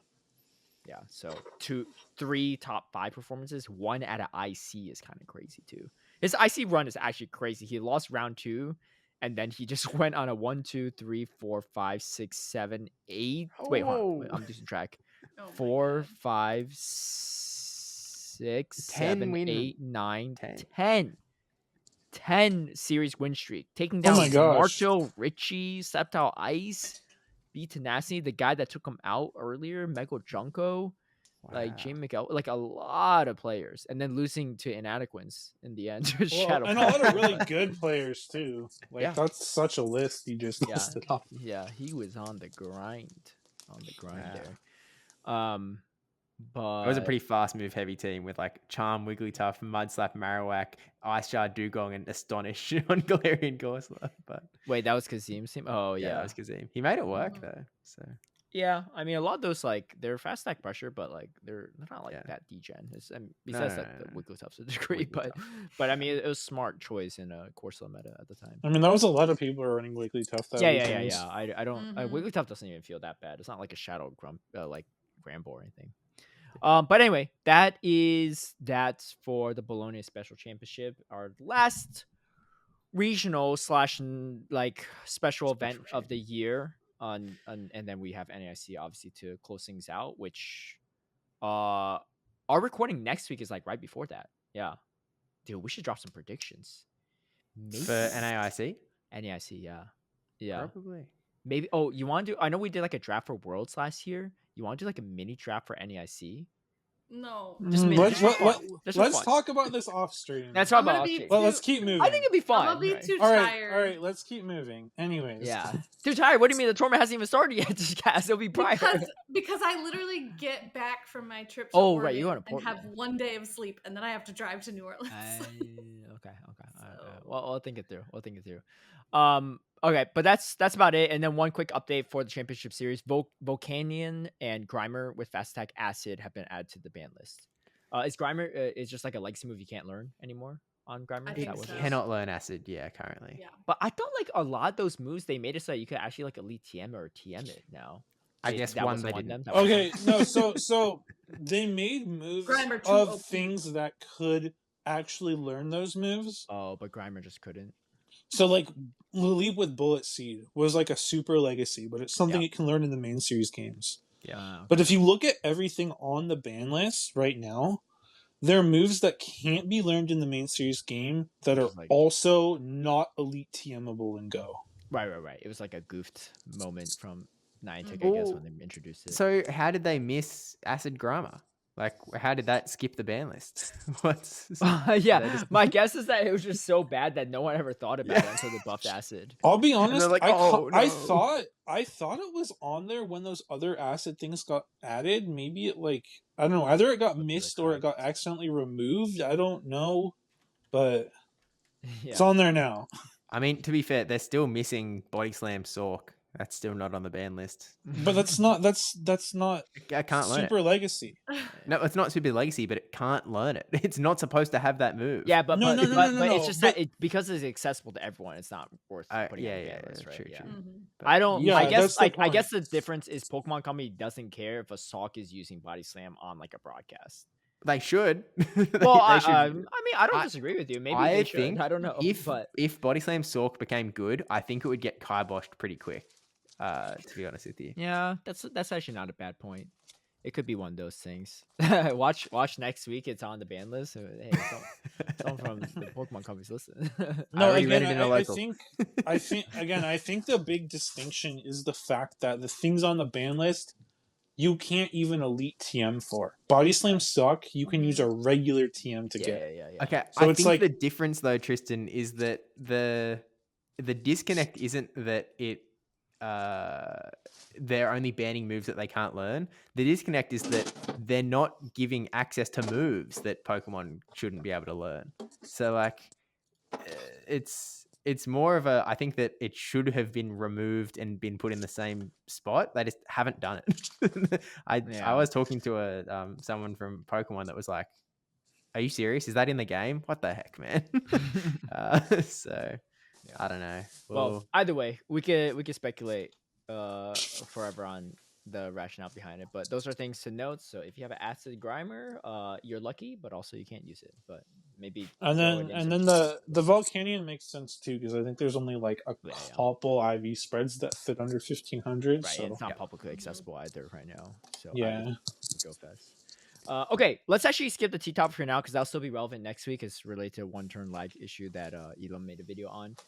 But we so just a little sneak peek for that. But let's talk about let's go over some YouTube comments to close it out. Because I have a couple from last episode, and I don't want these to be irrelevant by next week. I mean, won't be super irrelevant, but Bortsif says, I've suggested before they should change GBL rewarding encounters to be level 15 rather than 20. There's no reason for them to be level 20. It's just always been that way.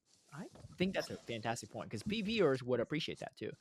Going back to the comments, it's not like when GBL was introduced, encounters were set to level 20 because the developer was thinking about game balance. I doubt they considered it at all. Lowering the level of GBL encounters directly improves the experience of the pool of players engaging with that aspect of the game with no negative effect on PvE players. Fantastic point, and Scopely, if you're still here, I hope you're listening. Also, Borsif continues, and legendary encounters are included in this, by the way. They are rare to get, so it's not the biggest bump to accessibility, but it opens up more trading potential. And considering the current availability of Giratina Origin, this is an exponential improvement to accessibility.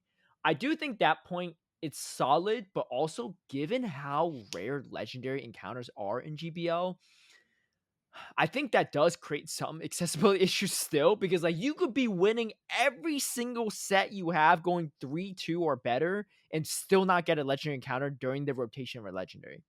Yeah. So that part is a little bit funky, but I don't know. I mean, I guess they could just bump up legendary encounter rate if that's the case. But I think that's I where mean, they might push back and be like, I don't know if we want to be handing this out like candy, you know? Yeah. Well, I mean, it I also mean- might be a reason why they don't want to do that sort of thing because, you know, in the last they couple don't- of legendaries in research, they've sort of kiboshed it and put it back to level 20 so that we don't get brand new Great League stuff. So, like, when Landorus is in raids, they're like, well, we don't want to give that out at level 15. So, I think I at think- a minimum, a good in between is that all the legendary encounters are at least 20 and everything else is level 15. But I don't know how hard that is to code and if people at Scopely want to even put in the work to do that. I think level 15 in general, I agree, would be a good improvement for accessibility. It's just a question of like, does that open up additional Pokemon that can fit in Great League they don't want in Great League? I mean, obviously, like you said, legendary is just the main one, but I don't know if there's other things that might end up following a similar route that aren't legendary. So that's the only sort of question mark / counter argument. But overall, I think that would be nice. Definitely. AJPZ left us a bunch of hearts. JJan says, Billy, the Billy Bravebird, what we talked about last episode, goes by Aquanox 415 on the play leaderboard. One of the tougher ones to figure out since it's not close to his IGN or actual name. God. He has 56 points as I check now, plus the 325 from from Durban not entered yet. 381 is below the post Portland NA cutoff of 460. And of course, after NAIC, that number will definitely go higher than 460. So yeah, Billy will definitely have to get a decent amount of points at NAIC to have a shot. But he's not like not in striking range, right? A good performance at NAIC is possible. And I mean, yeah, he beat the second place Johannesburg player at Durban. So Twice. twice, yeah.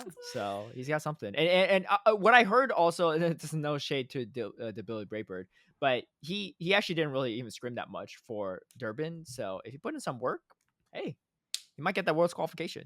I know he is. I think he lives in California, so definitely would probably want to go. And he's part of SoCal Swap Blue. I'm sure a lot of their players, if not almost all of them, will be at Worlds to some degree, shape, or form, either competing or spectating. So I'm sure he'll be wanting to go either way. So yeah, best of luck to him. And yeah, Aquanox 415, tough one. Thank you for the input, by the way, JChan, and shout out to JChan as well for all his spreadsheets and stuff. He does a lot of great work for the community to track whatever. Obviously there's a play Pokemon leaderboard, but without his due diligence of matching players and stuff, and just the cutoff stuff super important too. Because I'm sitting there trying to figure out the guaranteed invite stuff, cutoffs, and his spreadsheet just makes it super super nice. So be sure to check out his X account if you want to find some of that info.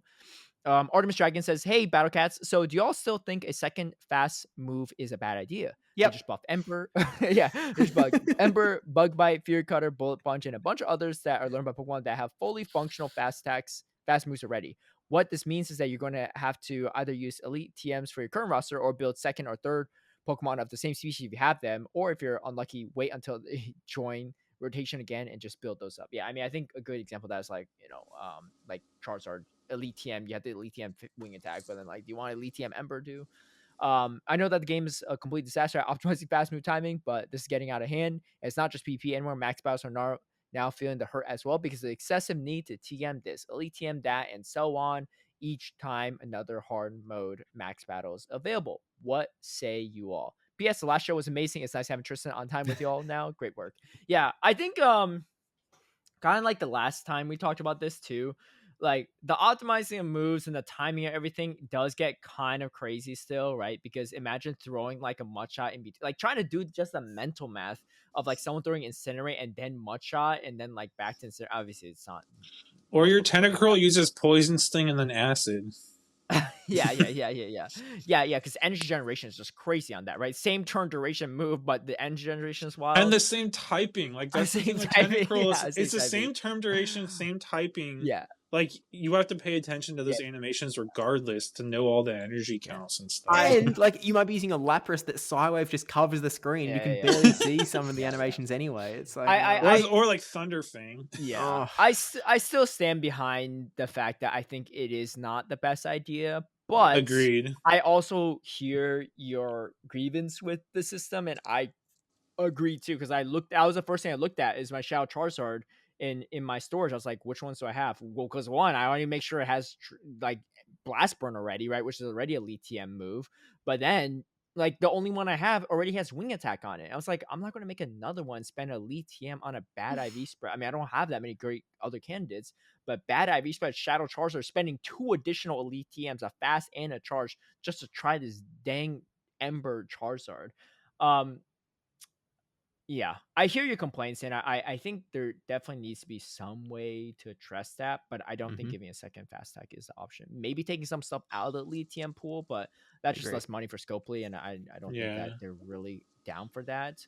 But I agree with that. I do think that is a very, very valid concern, and it does.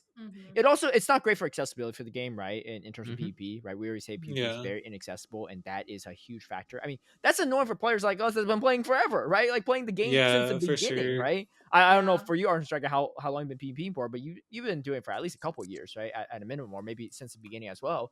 And it's a pain for us. Imagine a new player, right? Oh shoot, all of a sudden they're gonna rebuff Wing Attack. I need to have this, right? And so it is, and newer players obviously have less elite TMs in their storage. So I do think that is it. I do think that I agree. That's a huge problem. Instead of 2 fast attacks, what if everything had 3 charge moves? What do you guys think about that? I think that would be what might be good. Yeah, I think also the 3 charge attacks makes the game a little bit. It makes it dynamic without making it too confusing. I think just the different fast attacks. It's hard for veteran players. It's to be even more confusing for new players. I can't. I mean, part of me would be down for an April Fool's Day prank for one day to have that kind of stuff, but I think people will get. There would have to be a lot of stipulations on how it's actually implemented. Yeah. You know, so I think it's way more work than adding 3 charged attacks. That's for sure. Also, can you imagine if like they did No, you were able to Tristan, change your fast no more moves? imagining. Yes, imagining. I'm sure there would be 1 turn lag every time you switched your fast move. It's I already think of the funky when we're disputes. I playing was like, with oh, he forms, threw 1 so- mud shots, that's 2 turns. Then it incinerates, that's 5 turns. And he throws at the 8th turn. Oh, but this should have been the 9th. I was clicking for the incinerate, but it threw a hex instead. Dispute. Dude, Yeah. that would be more work Nope. for the judges. All right, and then our final comment, another comment from Bortsif. This is quoting me from the last episode. But why is SpongeBob eating snail food? Asked Caleb, shoveling another handful of meow mix into his mouth. Look, I wasn't eating cat food last time. It might have looked like cat food, but it was some like some Costco snack. And then quotes, I just don't get it. And then Steve says, I don't know. And replies, Wow, Steve. that was actually crazy Australian accent. Then Tristan said nothing. He just smiled back with his belly bowl. He forgot to unmute. That's funny. Anyway, that's gonna do for our episode. A longer one, but we had lots to cover. Even without my Bastiodon story, we'd still be over 2 Lots hours. of tangents to cover. So many. Tangents. But This is you know probably the what? most tangent-filled episode we've had in a The while, I tangents think. feel a lot better when we're all in sync. You know, it's nice. I don't mind. We could go on forever. But next week About will why be Caleb's eating cat food. yeah. Still unsure. Yeah. So we'll all be at NAIC. I don't think we'll record an Yeah. episode there, but maybe we'll record some segments we could throw in the actual video because it's actually probably a lot more pain to actually try to record in person. But we'll record obviously the week right after NAIC. I actually will be out of town still, but I'll bring my mic and everything, so we'll be fine. And then next week it'll be before NAIC, which we'll all be going in. The 3 of them will probably be more stressed than me because they're trying to figure out this meta and stuff. Hey, I'm not stressed at all, man. My world's quality's locked. Yeah, We're I will say good. too. One Pokemon that definitely All fun off team from Steve. really quick is Shadow Matang. It really Yeah. turned into the Grumpig of the season, if not even worse Yeah. than Grumpig of the season, because it just I haven't even seen it in a Go Battle League battle yet. Because in no one 25 wants battles. to spend all the Stardust. Is Yeah, it that that's expensive? also true. It's It's a like little- a it's level. pretty It's like a expensive. level 40 shadow. Well, that might be the Yeah. next thing I transfer if I don't do this star piece again. Yeah, next it's like time it's around. like a level 36 That will to be 40, worthless. and then the regular unlock is 75k. So with the shadow, well, how much is Oh. that? 90. It's actually so not. It's not as bad as I thought. It's at least for mine. It's 245k to power up, and then you have to unlock it. And I have a pretty high rank one. Yeah, so that's like what 300 something k. Like a lot of people don't like. That's yeah, like half. it's not an That's XL like Pokemon though. But yeah, you're yeah, right. but it is that's like pricey. half of Steve's Stardust. It is. So I'm in trouble. I'm not building Dude. one. I didn't even get that much Stardust just for not star piecing this past year. Dude, Steve was on his stream and people are like, run this or that, and he's like, well, I don't have enough Stardust for this. I don't have charge TMs for that. How you're playing too? You're not No, like Polly where I he's just not burned playing. so much dust for Durban because like I built a new Shadow Lapras and I built a new Shadow Drapion and I built a new Tinkerton and I built a Corviknight. Like I just built a ton. Wow. Okay. Gotcha. Well, anyway, we gotta close it out here. So thanks all for tuning in. What a fantastic episode. We'll see you next week before NAIC. But until then, we'll catch you all next one. Peace out.